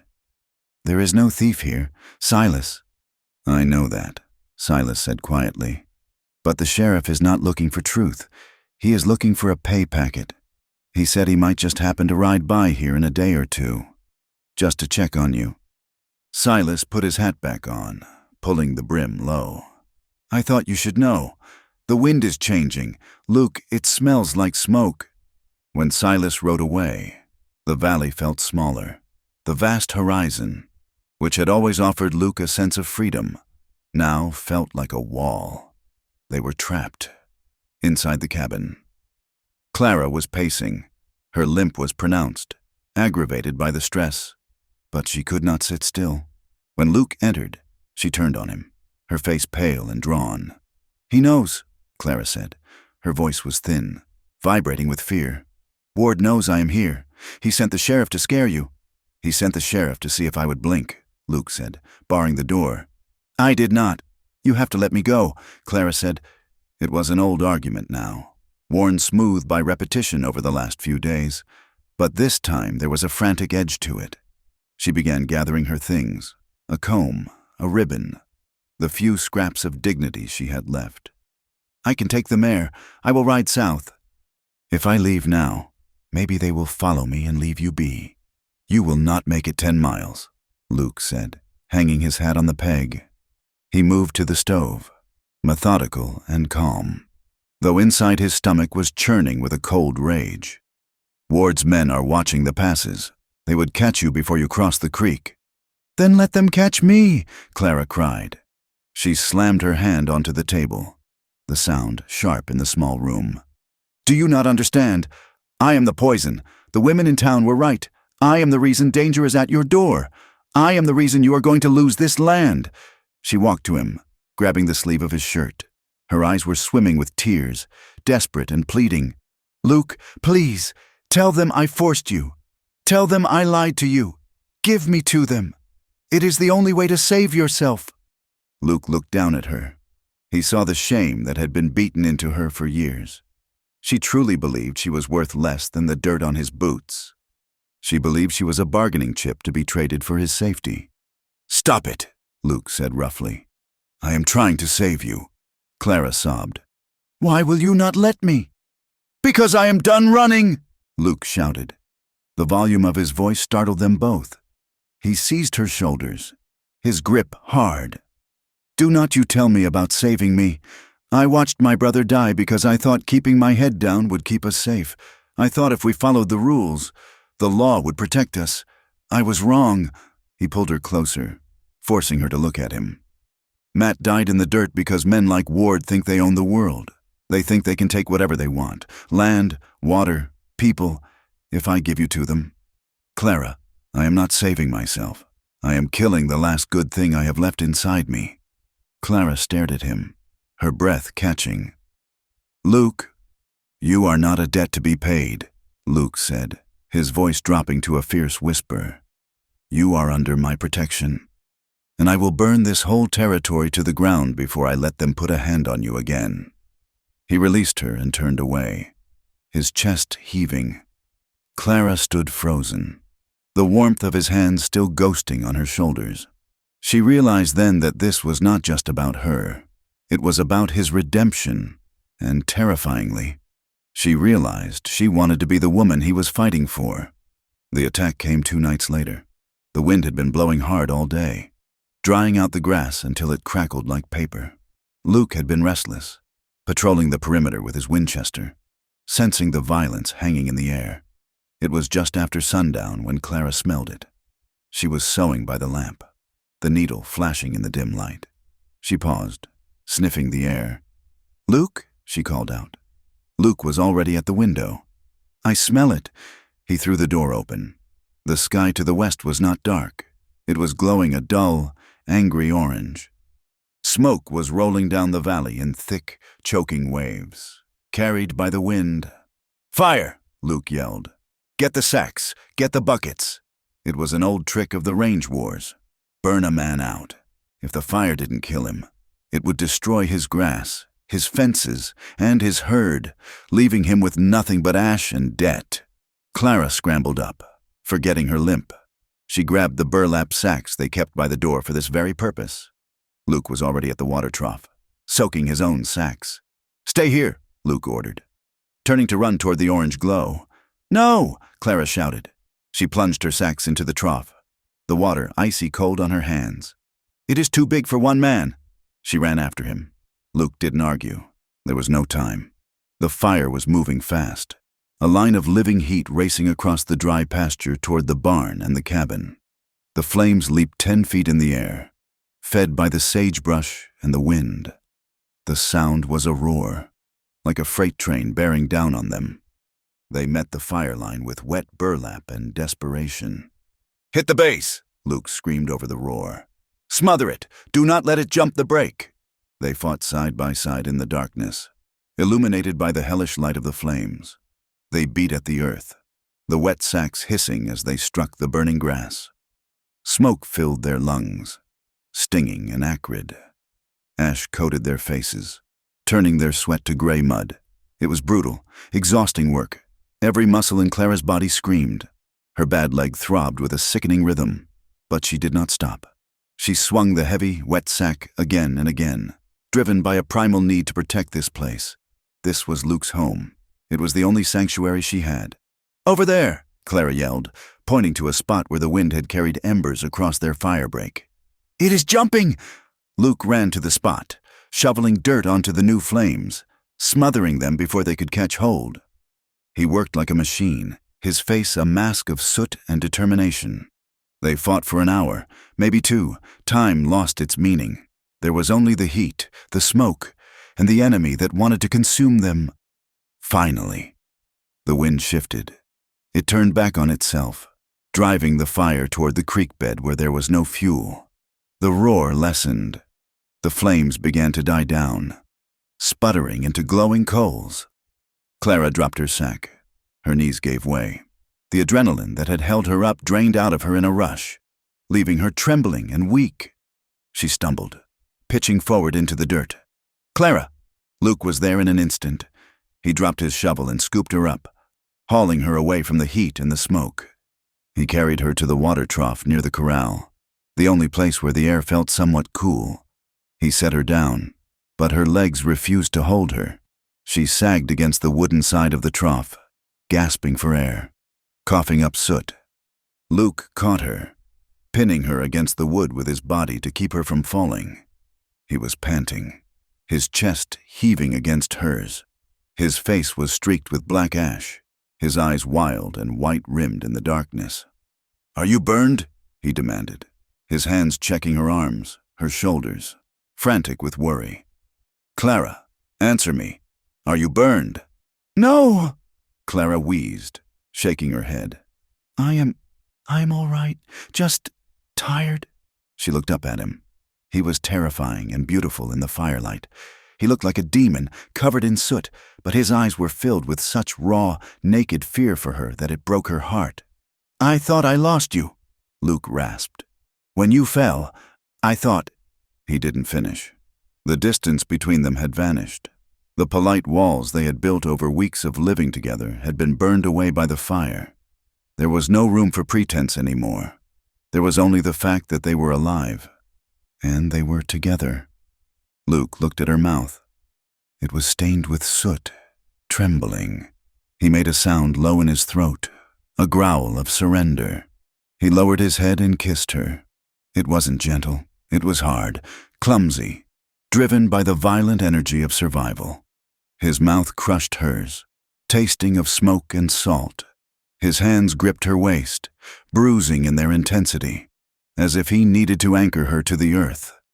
Clara gasped against his lips, but she didn't pull away. She reached up, her hands tangling in his hair, pulling him closer. She kissed him back with a desperation that matched his own. She wanted this. She wanted the fire that wasn't destructive, the heat that promised life instead of death. Luke softened then. The frantic energy bled away, replaced by a deep, aching tenderness. His lips moved over hers, searching, asking. He tasted the grit of the ash and the sweetness of her breath. He pulled back, just an inch, their foreheads resting together. They were both gasping, their breath mingling in the cold night air. "Clara," he whispered. Her name sounded like a prayer on his lips. "Do not stop," she whispered back. Luke lifted her into his arms again. He carried her past the smoking remnants of the grass, past the frightened horses huddled in the corral, and into the cabin. Inside, the air was still heavy, but it was safe. Luke kicked the door shut, barring it against the world. He didn't light the lamp. The glow from the stove embers cast a dim, red light across the room. He carried her to the bed and set her down, but he didn't retreat to his corner this time. He stood over her, his hands hovering. "I am filthy," he murmured. "I will get soot on the quilts. I do not care," Clara said. She reached out and took his hand. His palm was rough, calloused, and covered in ash. She pressed it to her cheek. Luke shuddered. He sat down on the edge of the bed. He reached out and touched her face, his thumb tracing the line of her jaw, wiping away a smear of dirt. His touch was reverent, slow. He remembered the first time he had touched her skin, the accident, the slip of his hand on her thigh, the shame. Now, there was no shame. "May I?" he asked, his voice thick. "Yes," Clara breathed. He leaned in and kissed her again, slow and deep. His hands moved to the buttons of the oversized coat she still wore. His fingers were shaking, clumsy with anticipation. He undid the buttons one by one, parting the heavy wool. Clara helped him. She pushed the coat off her shoulders. She guided his hands to her waist, to the curve of her hip. She wanted him to know that this was her choice. For the first time in her life, she was not being taken, she was giving. Luke groaned as his hands found the warmth of her skin through her thin dress. He pulled her against him, burying his face in the crook of her neck. He inhaled the scent of her, smoke and sweat and woman. They fell back onto the mattress, tangled together. The world shrank down to the sensation of skin on skin, of rough hands and soft lips. Luke moved over her, his weight heavy and grounding. He kissed her throat, her collarbone, the pulse that hammered at the base of her neck. His hand slid down her side, over her hip, and settled on her thigh. It was the same spot he had touched that first night. He paused, his fingers tightening slightly. Clara gasped, arching into his touch. "Luke," she whispered. "Please." The desire was a physical pain now, a tightening coil in his belly. He wanted her more than he had ever wanted anything. He wanted to lose himself in her, to forget the burned land and the men coming to kill him. He shifted, his hand moving higher, his body pressing down. Clara's legs parted, welcoming him. She clung to him, whispering his name, her hands roaming over the hard muscles of his back. They were on the precipice. One more movement, one more surrender, and there would be no going back. And then Luke stopped. He froze, his forehead pressed against hers. His breathing was ragged, harsh in the quiet room. He held himself still, his muscles trembling with the effort of control. "Luke?" Clara whispered, confused. She moved her hips, trying to bring him back. "No." Luke groaned. He pushed himself up, bracing his arms on either side of her head. He looked down at her. In the dim red light, his eyes were dark pools of emotion. "I want this," he said, his voice raw. "God, Clara, I want this more than my next breath." "Then take it," she pleaded. "Take me." "Not like this," Luke said. He shook his head, a bead of sweat dripping from his nose onto her cheek. "Not because we are scared, not because we almost died tonight, not because the world is burning down." He stroked her hair back from her forehead. "Ward treated you like something to be used, like something he could take when he wanted. If I take you now, in the dark, out of fear, I am no better than him." Clara stared up at him, her chest heaving. "I want more for you," Luke whispered. "I want to love you in the daylight. I want to love you when we are safe. I want you to know that I am choosing you, not just the moment." Clara felt a sob rise in her throat. It wasn't rejection. It was the opposite. It was a respect so profound she didn't know how to hold it. No man had ever stopped for her. No man had ever put her soul above his own hunger. "You are not like them?" she whispered, tears spilling from the corners of her eyes. "I am trying not to be," Luke said. He lowered his forehead to hers again. "I am trying to be the man you deserve." He rolled off her, lying beside her on the narrow bed. He pulled the quilt up over them both. He wrapped his arms around her, pulling her back against his chest. Clara wept. She buried her face in his shirt and cried, for the fear, for the relief, for the sheer, overwhelming beauty of being seen. Luke held her, stroking her hair with his soot-stained hand, until the tears stopped and she fell into an exhausted sleep. The morning sun revealed the cost of the night. The world outside the cabin was a stark contrast of black and green. The fire had scoured a wide swath of the southern pasture. The grass was gone, replaced by a carpet of ash that swirled in the breeze. Luke walked the fence line, his boots crunching in the charred remains. Clara limped beside him, silent.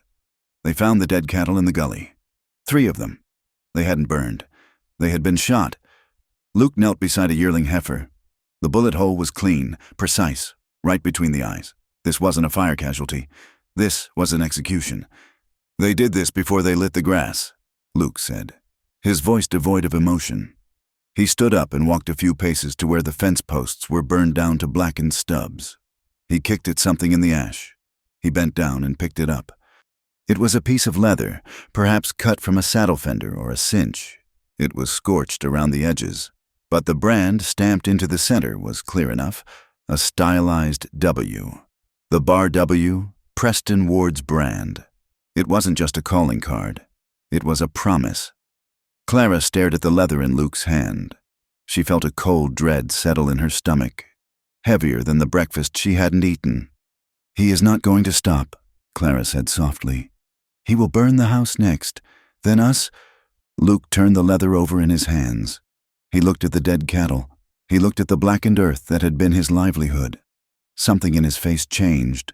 The stoic endurance that had defined him since his brother's death fractured.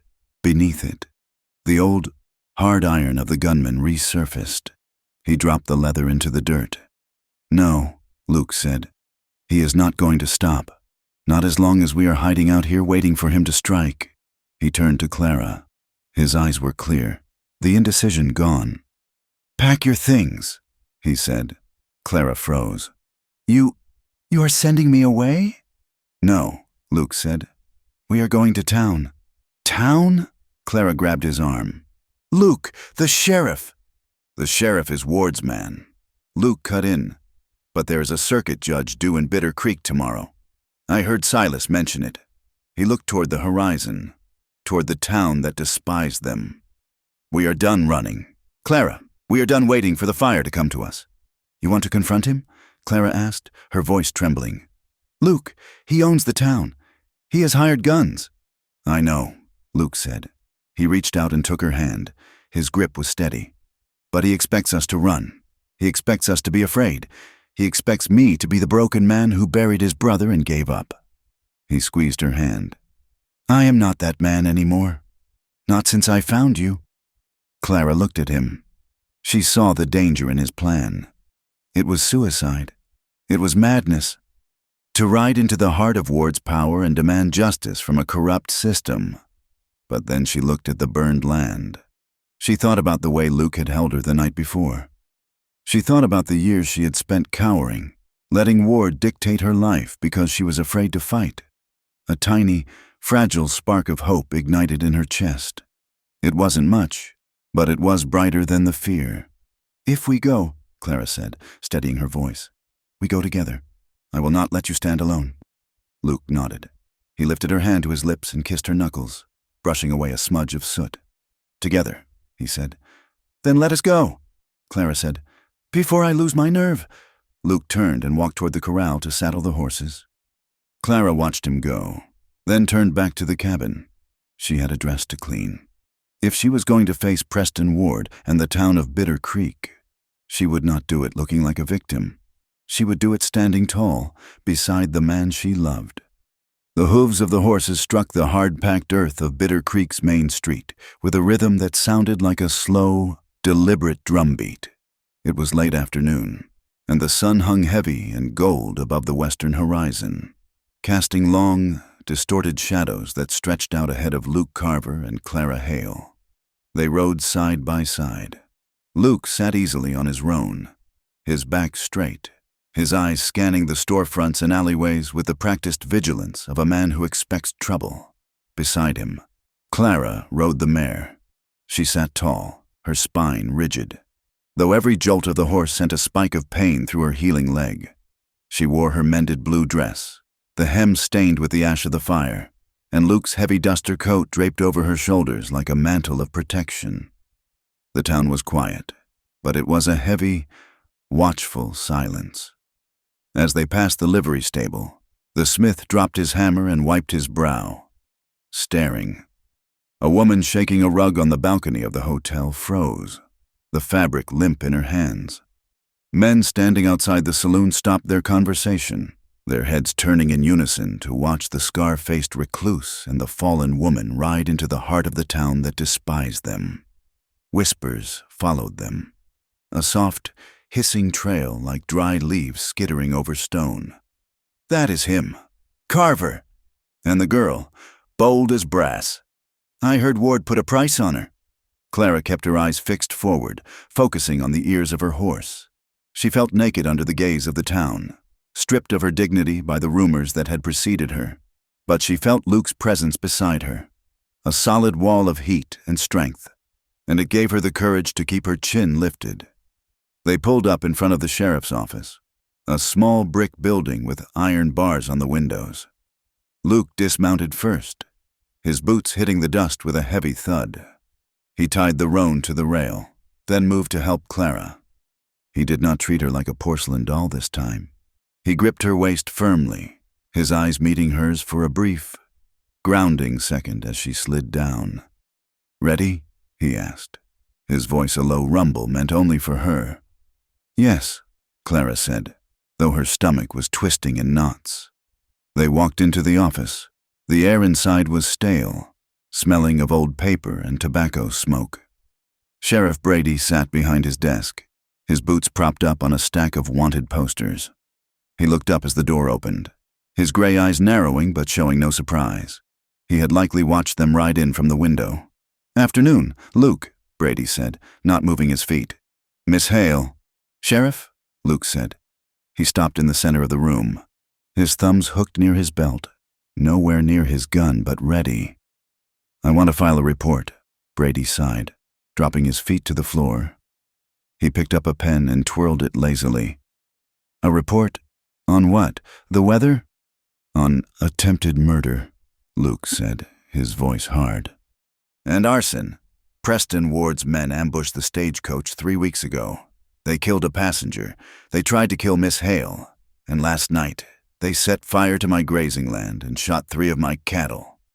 The sheriff raised an eyebrow, looking at Clara with a mixture of pity and disdain. "Those are heavy accusations. Luke, you have proof?" "I have the woman they tried to kill," Luke said, gesturing to Clara. "And I have a piece of leather stamped with the Bar W brand found in the ashes of my fence line." Brady chuckled, a dry, humorless sound. "A piece of leather? Any man can cut a piece of leather. And as for the ambush, well, road agents are common in these parts. Blaming a respected man like Mr. Ward for the work of bandits is a dangerous game." "It was not bandits," Clara said. Her voice was shaking, but she forced it to steady. "I heard them. They spoke of Ward. They said he wanted loose ends tied up." Brady looked at her then, his gaze sliding over her worn dress and the man's coat she wore. "With all due respect, Miss Hale, your word is not exactly currency in this town. We all know why you left the Bar W. A woman who runs off with a man's money and then shows up living in a bachelor's cabin. Well, people talk. They say trouble follows you like a stray dog. Maybe you attracted those road agents. Maybe you attracted that fire." Luke took a step forward, his shadow falling across the sheriff's desk. "Are you saying she deserved it?" "I am saying," Brady said, his voice hardening, "that without proof, I cannot go arresting the biggest landowner in the territory just because his mistress had a run of bad luck." Clara felt a flush of heat rise up her neck. The word mistress hung in the air, ugly and condemning. She stepped out from behind Luke, her limp pronounced as she moved to the desk. She placed her hands flat on the wood and leaned in, looking the lawman in the eye. "I was not his mistress," Clara said clearly. "I was his purchase." Brady blinked, taken aback by her intensity. "My father owed Preston Ward $3,000, Clara said. The room went silent. Ward offered to cancel the debt if I came to his ranch. He did not ask for a housekeeper. He did not ask for a companion. He bought me, sheriff, as surely as he buys his cattle. And when I refused to let him into my bed, when I locked my door against him, he punished me. He spread the rumors you so enjoy repeating. He told the town I was willing so that when I finally ran, no one would help me." Her voice wavered, threatening to crack, but she swallowed the tears. "I did not steal his money. I took only what was mine, and I will not be traded again, not by him and not by you." The sheriff stared at her. For a moment, the mask of indifference slipped, revealing a flicker of discomfort. He knew Preston Ward. He knew the man's cruelty, but he also knew the man's power. Before Brady could answer, the door behind them swung open. A touching performance. A smooth, baritone voice filled the room. Luke turned slowly. Preston Ward stood in the doorway. He was a handsome man in the way a wolf is handsome. Sleek, groomed, and predatory. He wore a suit of charcoal wool that cost more than Luke's entire homestead, a silk cravat, and a silver gray hat. Flanking him were two men, hired guns with low-slung holsters and eyes that looked like dead stones. "Clara," Ward said, smiling as if he were greeting an old friend. "I see you have survived the elements. I was worried." "You were disappointed," Luke said, stepping between Ward and Clara. Ward's eyes flicked to Luke, dismissing him instantly. "Mr. Carver, I hear you have been harboring a fugitive. That is a crime, you know?" "She is not a fugitive," Luke said. "She is a free woman." "She is a thief," Ward corrected. Stepping into the room, the air suddenly felt very small. "She stole jewelry, my mother's pearls, and $500 in gold coin from my safe." "That is a lie," Clara cried. "I took nothing but my own locket." Ward sighed, shaking his head. "You see, Sheriff, she is hysterical. The guilt has unhinged her. She seduces this poor, violent drifter, spins him a tale of woe, and turns him against his betters." He looked at Luke with a sneer. "I understand. Carver, a man living alone on that rock you call a ranch. It must be lonely. A woman like Clara knows how to manipulate that. She knows exactly what a man wants to hear and exactly what he wants to feel." Luke's hands curled into fists. The urge to strike the smile off Ward's face was overwhelming, but he knew that was what Ward wanted. He wanted Luke to draw. He wanted an excuse for his hired dogs to open fire. "I know a liar when I hear one," Luke said quietly, "and I know a coward when I see one." Ward's smile vanished. His eyes went cold. "Sheriff, I want this woman arrested for grand larceny. And I want this man arrested for harboring a criminal and for the threats he made against my employee in the street 3 days ago." Brady looked between them. He was sweating now. On one side was Ward, who effectively owned his badge. On the other was Luke Carver, a man with a reputation for violence who looked ready to tear the building down, and a woman who had just spoken with a ring of truth that made Brady's stomach turn.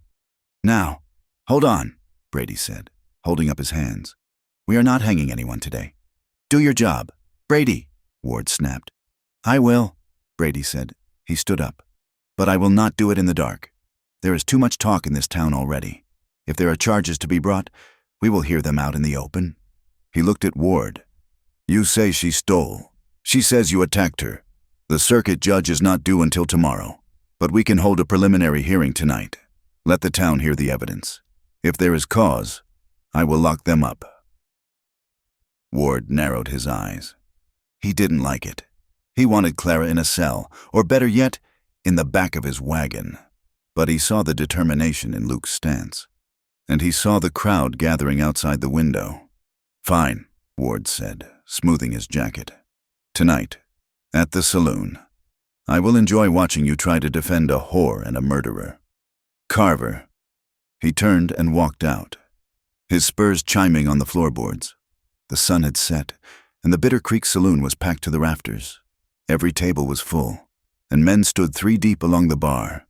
The air was thick with the smell of stale beer, unwashed bodies, and the sharp, acrid scent of kerosene from the lanterns that swung from the beams. Dust motes danced in the shafts of yellow light, swirling like tiny ghosts. The mood in the room was electric, a mixture of curiosity and bloodlust. It was better entertainment than a card game.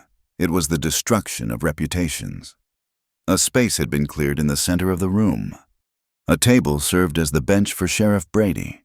To the left sat Preston Ward and a man named Silas Finch, a lawyer from Cheyenne who was known for his sharp tongue and lack of morals. To the right sat Luke and Clara. Clara sat with her hands folded in her lap, her knuckles white. She felt the eyes of the town on her, the women whispering behind their fans, the men leering or scowling. She felt small and dirty, just as Ward intended. Luke sat beside her, his chair angled slightly so that his body shielded hers from the main crowd. He wore his gun belt, the leather worn and dark. He kept his right hand on his thigh, close to the holster. "Let us get this over with," Sheriff Brady grunted, banging a gavel he had borrowed from the Masonic Lodge. "Mr. Ward brings charges of theft against Miss Hale." Silas Finch stood up. He was a thin man with spectacles that magnified his watery eyes. He paced the floor, looking at the crowd rather than the sheriff.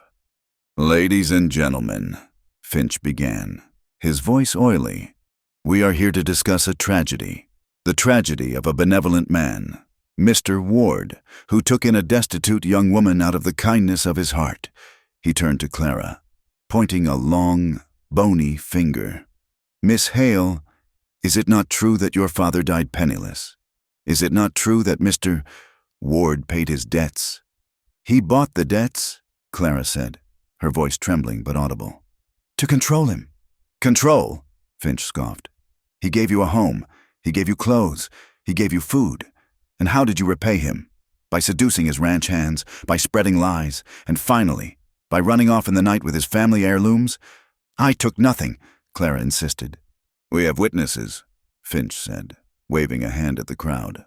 "Men who saw you flaunting jewelry. Men who heard you boasting about what you could get out of the boss." He leaned in close to her, invading her space.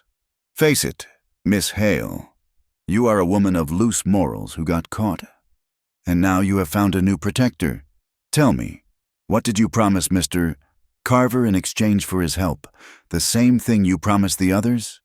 "That is enough!" Luke's voice cracked through the room like a whip. He stood up, his chair scraping loudly against the floorboards. Finch took a hasty step back. "Mr. Carver," the sheriff warned, "sit down." "I will not sit down while he twists the truth," Luke said. He looked at the crowd, ignoring the lawyer. "You all know me," Luke said. His voice was rough, unpolished, but it carried a weight that Finch's slick words lacked.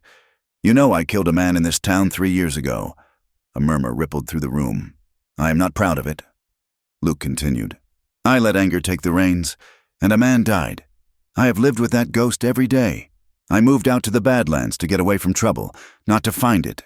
He looked down at Clara, and his expression softened. "When I found this woman, she was bleeding to death in a wrecked stagecoach. She was terrified, not of the injury, but of the men who did it. She begged me not to bring her to town because she knew Ward's reach was long." Luke looked back at Ward, locking eyes with the rancher. "I cleaned her wound. I listened to her nightmares. I have seen her courage. She fought a fire to save my land 2 nights ago, a fire set by Ward's riders. A thief does not fight for another man's home. A whore does not ask for nothing but safety. He is bewitched," Ward called out from his seat, looking bored. "It is pathetic." "It is the truth," Luke roared. "She is the finest person I have ever known, and she is worth 10 of you. Ward." The room was silent. Luke's raw honesty hung in the air, clashing with the polished lies they had been fed. Some of the townsfolk shifted in their seats, looking uncomfortable. The women who had whispered about Clara looked down at their hands. "Eloquent," Finch sneered. "But words are not proof. "We have Mr. Ward's word against a drifter and a..." The saloon doors banged open. The sound was startlingly loud. Everyone turned. Silas Jensen stood in the doorway, supporting a man who looked more dead than alive. It was Miller, the stagecoach driver. His arm was in a sling, his face pale and bruised, but he was upright. "I have a witness," Jensen shouted. "This is irregular," Finch protested. "Let him speak," the sheriff said, sitting up straighter. Miller hobbled forward, supported by Jensen. He stopped in front of the sheriff's table. He looked at Preston Ward, and for the first time, fear flickered in Ward's eyes. "State your name," Brady said. "Thomas Miller," the driver wheezed. "I drove the stage from Cheyenne 3 weeks back." "Tell us what happened," Luke said gently. Miller took a breath. "We were hit at the canyon. 2 riders. They killed the fat man in the suit, shot the horses." "Bandits," Ward said loudly, "as we established." "They were not bandits," Miller said, his voice gaining strength. "They did not ask for the strongbox. They did not ask for the mail. They came to the door of the coach. I was on the ground, playing dead, but I heard them." The room was deadly quiet. One of them said, "Check the girl. Ward wants her alive if possible, dead if not."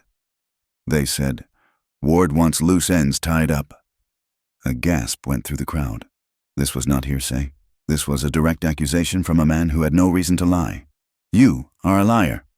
Ward stood up, his face flushing red. "How much did Carver pay you?" "He paid me nothing," Miller said. "He saved my life. And that girl," he pointed at Clara, "she did not steal anything. She screamed. She tried to cover the clerk when the shooting started. She is innocent." The tide in the room turned. It was a physical shift. The townsfolk looked at Ward with sudden suspicion. The whispers started again, but this time they were directed at the man in the charcoal suit. "He tried to kill her. He set the fire. Maybe the girl is telling the truth." Ward heard the change. He felt his control slipping away, the meticulously crafted image of the benevolent rancher crumbling into dust.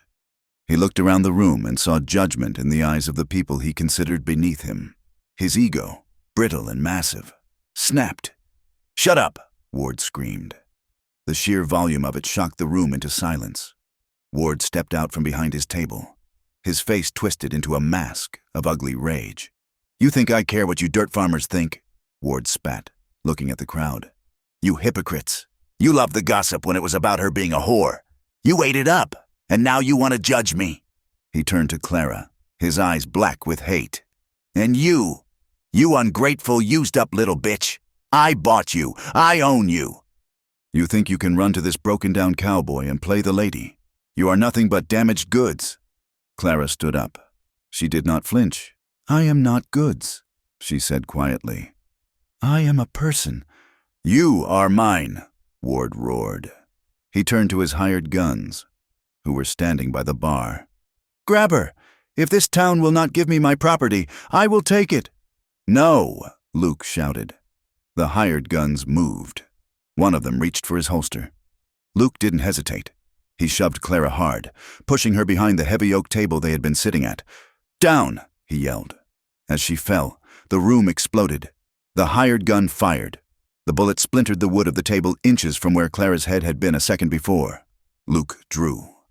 His motion was fluid, a muscle memory honed by years of survival. He didn't aim to kill. He aimed to stop the threat. He fired once, hitting the gunman in the shoulder. The man spun around, dropping his pistol with a cry. Chaos erupted. Women screamed and scrambled for the exits. Men dove under tables. Bottles shattered as patrons knocked them over in their haste to escape. The air filled instantly with thick, white gun smoke. Ward's second gunman opened fire, shooting wildly through the smoke toward Luke. Luke grabbed the edge of the heavy table and flipped it onto its side, creating a barricade. He grabbed Clara by the collar of the duster and hauled her down behind it. "Stay down," he ordered. A bullet slammed into the wood of the table, sending splinters flying into Luke's face. He winced, but didn't blink. He popped up, firing a shot that shattered the mirror behind the bar. Forcing the second gunman to duck, "Ward!" Luke shouted over the din. "Call them off!" Ward was standing in the middle of the room, behind his own overturned chair. He had drawn a small, silver-plated pistol. He wasn't looking for cover. He was looking for a clear shot at Clara. "She is mine!" Ward screamed, aiming at the gap in the tables. Luke saw the movement. He threw himself across Clara, shielding her body with his own. Crack! The bullet hit Luke. It tore a furrow across his upper arm, grazing the muscle. The pain was sharp and hot, like a branding iron. Luke grunted. His teeth clenched, but he didn't fall. He didn't let go of Clara. He pressed her face into the sawdust floor. Covering her head with his hand, he remembered the street where his brother died. He remembered the feeling of helplessness, of watching the life drain out of Matt while the law did nothing. Not this time, Luke thought. Not her. He rolled off her, ignoring the blood running down his sleeve. He rose to a crouch, his eyes locking on Ward through the haze of smoke. "Stop!" Sheriff Brady yelled, finally pulling his own gun and firing a shot into the ceiling. Everybody stop! But the violence had its own momentum now. Ward's eyes were fixed on Luke, filled with a madness that went beyond reason. He raised his pistol again. Luke leveled his Winchester. He had a clear shot at Ward's chest. He could end it. He could kill the man who had burned his land and tormented the woman he loved. But he saw Clara huddled on the floor, her hands over her ears. If he killed Ward now, in cold blood, the law would hang him, and Clara would be alone again. Luke shifted his aim. He fired. The bullet struck Ward's pistol, knocking it from his hand with a metallic clang. Ward gripped his numbed fingers, staring at the empty hand in shock. The room fell silent, save for the ringing in everyone's ears and the soft moans of the wounded gunman. Luke stood up slowly from behind the table, his gun still trained on Ward. Blood dripped from his fingertips onto the floor. "It is over. Ward!" Luke said, his voice shaking with the effort of not pulling the trigger again. "You are done." Ward looked around. His hired men were down or disarmed. The sheriff had his gun pointed at him. The townsfolk, those who hadn't fled, were staring at him with open hostility. But Ward did not surrender. He looked at Clara, who was peering over the edge of the overturned table. "It is never over," Ward hissed. He lunged, not at Luke, but at Clara. He moved with the desperation of a cornered animal. Grabbing Clara by the hair and dragging her up before Luke could react, he pulled a knife from his boot, a last hidden resort, and pressed the blade to her throat. "Back off!" Ward screamed, using Clara as a shield. "Back off, or I cut her throat right here!" Luke froze. The sheriff lowered his gun. The room held its breath. Clara felt the cold steel against her skin. She smelled Ward's cologne mixed with sweat and fear. She felt his heart hammering against her back. She looked at Luke. He was 10 feet away, his face pale, his eyes wide with terror. He couldn't shoot. Not without hitting her. Ward began to back toward the door, dragging Clara with him. "Nobody follows me," he panted. "I am taking what is mine." Clara looked at Luke's blood dripping on the floor. She saw the despair in his eyes. He had fought for her. He had bled for her. She felt a surge of cold, hard anger rise up in her chest. She was not a victim. She was not a bargaining chip. She was not property. She was Clara Hale, and she was done being afraid. As Ward dragged her past a heavy brass spittoon, Clara made her choice. She didn't scream. She didn't beg. She waited. "Get the horses," Ward yelled to no one in particular. In that split second of distraction, Clara acted. The saloon doors burst open with a crash that splintered the dry wood, spilling the violence out into the twilight of Bitter Creek. Dust swirled in the street, kicked up by the frantic hooves of horses tethered at the rail, their eyes rolling white with panic at the smell of gunpowder and blood. Preston Ward dragged Clara backward through the dirt, his grip on her hair so tight she thought her scalp would tear. She stumbled, her boots scraping uselessly against the hard-packed earth, her injured leg dragging like a dead weight. The cool evening air hit her face, a shocking contrast to the stifling heat of the saloon. but it brought no relief. "Back off!" Ward screamed, his voice shredding the throat. He pressed the cold muzzle of his pistol against Clara's temple. "I will kill her! Do not think I will not!" Luke emerged from the darkness of the saloon entrance. His Winchester held low but steady. Blood soaked the sleeve of his shirt, turning the fabric black in the failing light, but his hand did not shake. He stopped at the edge of the boardwalk, his boots heavy on the wood. The street was emptying fast. Townsfolk who had been lingering to hear the verdict now scrambled for the safety of the alleyways and rain barrels. Windows slammed shut. The world had narrowed down to 3 people standing in the dust. "Let her go, Ward," Luke said. His voice was not a shout. It was a flat, dead thing, devoid of hope or mercy. "There is nowhere to run." "Run?" Ward laughed, a high, jagged sound that bordered on madness. He hauled Clara tighter against his chest, using her body as a shield. "I do not run. I own this town. I own the law. And I own this whore." Clara felt the vibration of his shout in her own bones. She smelled the fear on him, sour and metallic, lurking beneath the expensive cologne. He was trembling. The man who had loomed over her life like a dark mountain for 2 years was shaking.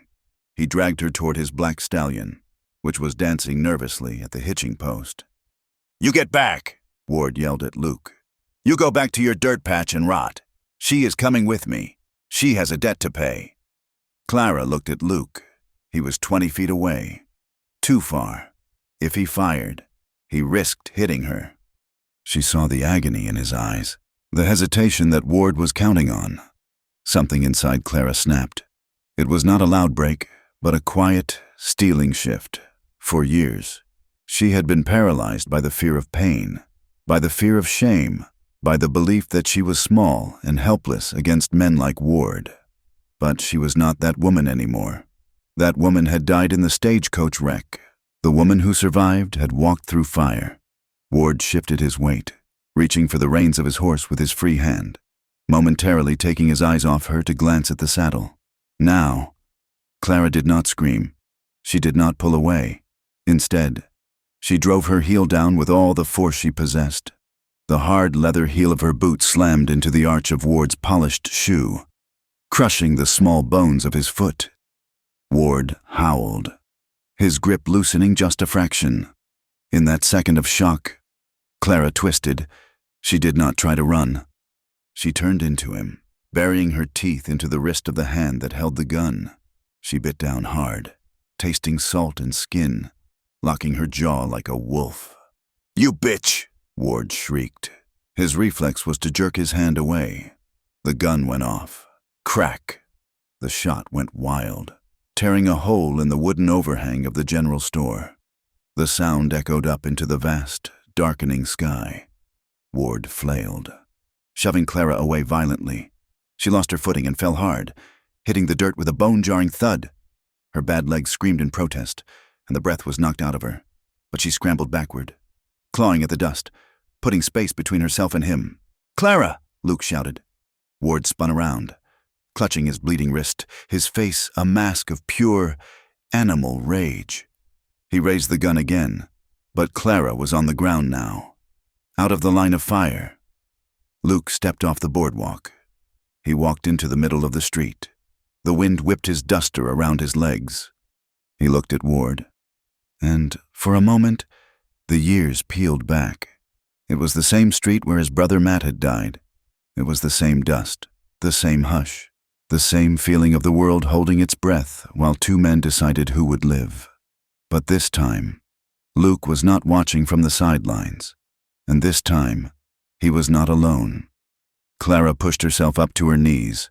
She was bruised, her dress torn, her hair falling in wild tangles around her face, but she did not hide. She did not cower. She watched Luke, her eyes fierce and burning. "She is mine," Ward ranted, swaying on his injured foot. "I paid for her. I bought her debt. You cannot take what is mine." "She is not a horse, Ward," Luke said. He levered a fresh round into the chamber of his rifle. The sound was loud and mechanical. Clack, clack. "And she is not land. You cannot buy a soul." "I can buy anything," Ward shouted. He gestured wildly with his gun, encompassing the town, the mountains, the very sky. That is how the world works. Carver, men like me build it, men like me own it, and men like you. You just exist to serve us. You are dirt. You are nothing. Maybe, Luke said softly. But the dirt endures. The dirt is still here when the storm is over. He took another step. Put the gun down. Preston, it is done. Ward looked at Luke. He looked at the blood on his own wrist. He looked at Clara, who was staring at him not with fear, but with pity. The pity broke him. No, Ward whispered. No one takes from me. He raised the pistol. He did not aim at Luke. Spite, pure and venomous, drove his hand.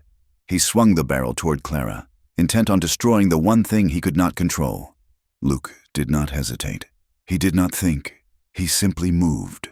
The Winchester barked once, a single sharp report that cut through the ranting, the wind, and the history of violence that held them all captive. The bullet struck Preston Ward in the chest. Ward staggered back. He looked surprised. He looked down at the flower of red blooming on his white shirt, spreading across the silk of his cravat. His gun slipped from his fingers and fell into the dust. He looked up at Luke, his mouth opening as if to speak, to assert his ownership one last time. But no sound came out. He collapsed.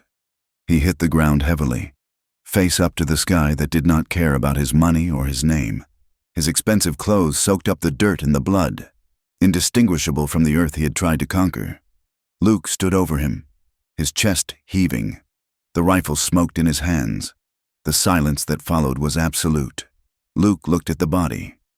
He waited for the guilt. He waited for the crushing weight that had followed Matt's death. But it did not come. Instead, he felt a strange hollowness. It was finished. The ghost was gone. Luke, the voice was a whisper. He turned. Clara was standing. She limped toward him, ignoring the crowd that was slowly beginning to emerge from the shadows. She reached him and took the rifle from his hands, leaning it against her leg. Then she took his hands in hers. They were shaking. Both of them were shaking. Sheriff Brady walked out of the saloon. He looked tired. He looked old. He walked to Ward's body and nudged it with his boot, verifying what he already knew. He looked up at Luke. He looked at Clara, standing tall beside him. He looked at the witnesses peering from the windows, the people who had seen Ward drag a woman by her hair, who had seen him use her as a shield, who had heard him threaten to murder her in cold blood. The sheriff took off his hat and wiped his forehead. He could arrest Luke. He could try to spin this for Ward, even now. But he saw the faces of the townsfolk. The fear had broken. Ward was dead, and his power had died with him. He drew on an unarmed woman, Brady said loudly, addressing the street. I saw it. You all saw it. He looked Luke in the eye. Self-defense. Clear as day. Luke let out a breath he didn't know he had been holding. He nodded once to the sheriff. Get him out of the street. Brady ordered his deputies, his voice weary. The show is over. Luke did not wait to watch them take the body away. He put his arm around Clara, taking her weight as she leaned into him. Let us go home, he said. Yes, Clara whispered, resting her head against his bloody shoulder. Let us go home. The days that followed were a slow, quiet struggle, like waking up from a long fever. The town of Bitter Creek did not change overnight. There were no parades, no sudden embrace of the outcasts, but the venom was gone. The poison that Preston Ward had injected into the community began to fade with his passing. The guilt came in small, awkward gestures. When Luke rode in to see the doctor about his arm, a clean furrow that needed stitching but would heal, the blacksmith refused to take payment for shoeing the roan. He didn't say he was sorry for staring while Ward mocked them. He just hammered the iron and said, On the house, Luke. When Clara went to the general store to buy flour and sugar, bracing herself for the cold shoulders, Mrs. Gable was there. The boarding house owner turned red when she saw Clara. She busied herself with a bolt of calico, refusing to meet Clara's eyes. But as Clara was leaving, Mrs. Gable hurried to the counter. Miss Hale, she called out. Clara stopped, turning slowly. I have some extra yeast, Mrs. Gable said, her voice tight. And some dried apples. They will go bad if I do not use them. Take them. Clara looked at the woman. She saw the shame there, and the olive branch extended in the only way these hard, proud people knew how. Thank you, Mrs. Gable, Clara said softly. That is kind of you. We did not know. Mrs. Gable stammered. About the debt, about how he treated you. You knew enough, Clara said. She didn't say it with malice, just with a quiet truth. But thank you for the apples. She walked out into the sunlight, leaving the woman standing in the silence of her own conscience. Back at the cabin, the land was healing faster than the people. The black scar across the southern pasture began to soften. Under the spring sun, green shoots pushed up through the ash, feeding on the nutrients of the burned grass. The earth was resilient. It took the fire and turned it into life. Luke worked from dawn until dusk. He replaced the burned fence posts, digging new holes in the rocky soil. His arm was stiff, but he worked through the pain, finding comfort in the rhythm of the labor. Clara worked beside him. She was no longer the fragile creature who had arrived in the storm. Her limp was still there, and perhaps it always would be. A hitch in her step to mark the journey, but she was strong. She learned to ride the mare with confidence, her body moving in rhythm with the horse. She learned to herd the scattering of calves that had survived the winter. She learned to mend fence, her hands becoming rough and brown from the sun and the wire. She wore practical clothes now, a divided skirt and a sturdy shirt, but she walked with a grace that belonged to the land itself. Their love grew in the spaces between the work. It wasn't a sudden explosion of passion, but a deepening root system. It was in the way Luke would stop chopping wood just to watch her walk across the yard, his eyes softening with a look of wonder that she was still there. It was in the way Clara would bring him a ladle of water from the well, her fingers brushing his as he took it, a silent language of touch that grounded them both.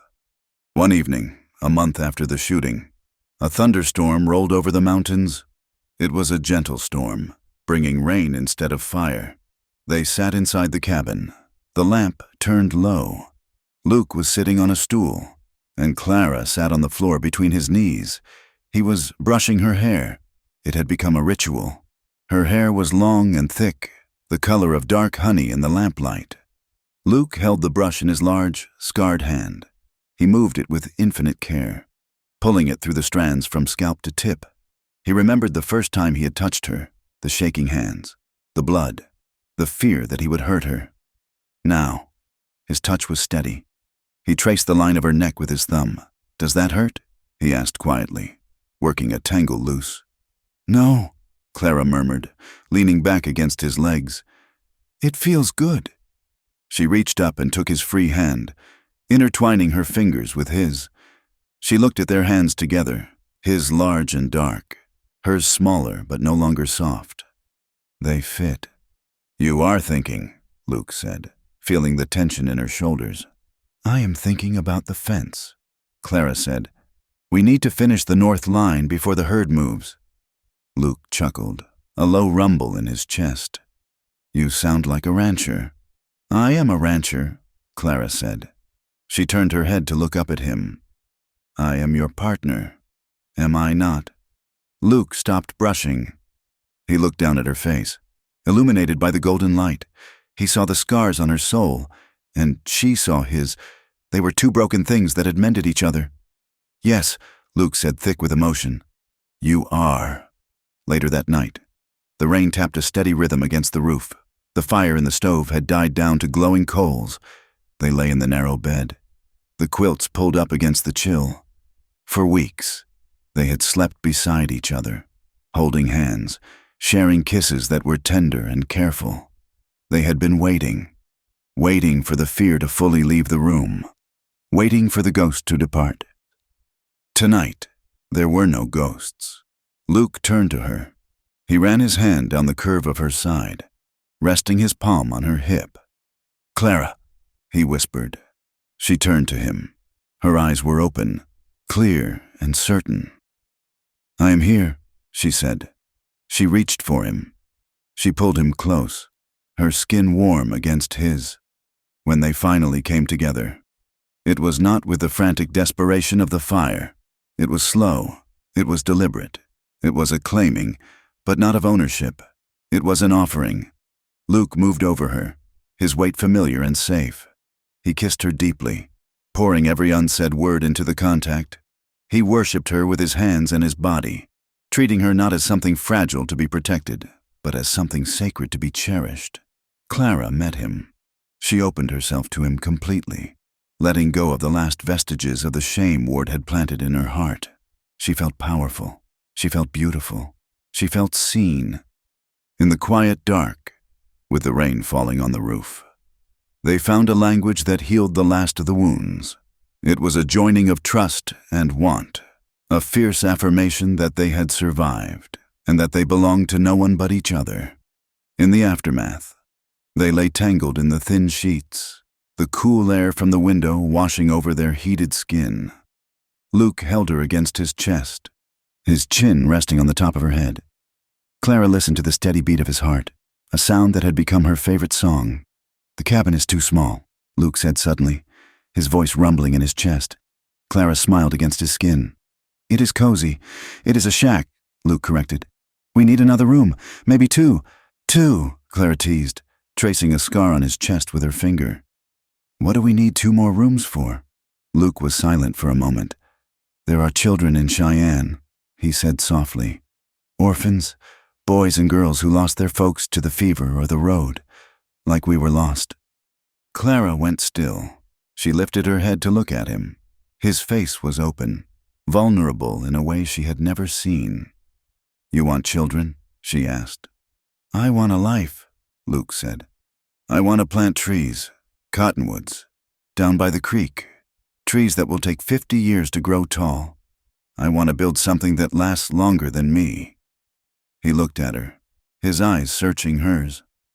"But only if you want it, only if this is enough for you." Clara looked around the shadowy cabin. It was rough, it was isolated. The wind outside was relentless, and the work was hard. But it was filled with love. It was filled with peace. "It is not enough," Clara said, leaning up to kiss him. "It is everything." The story ends on a morning in late summer.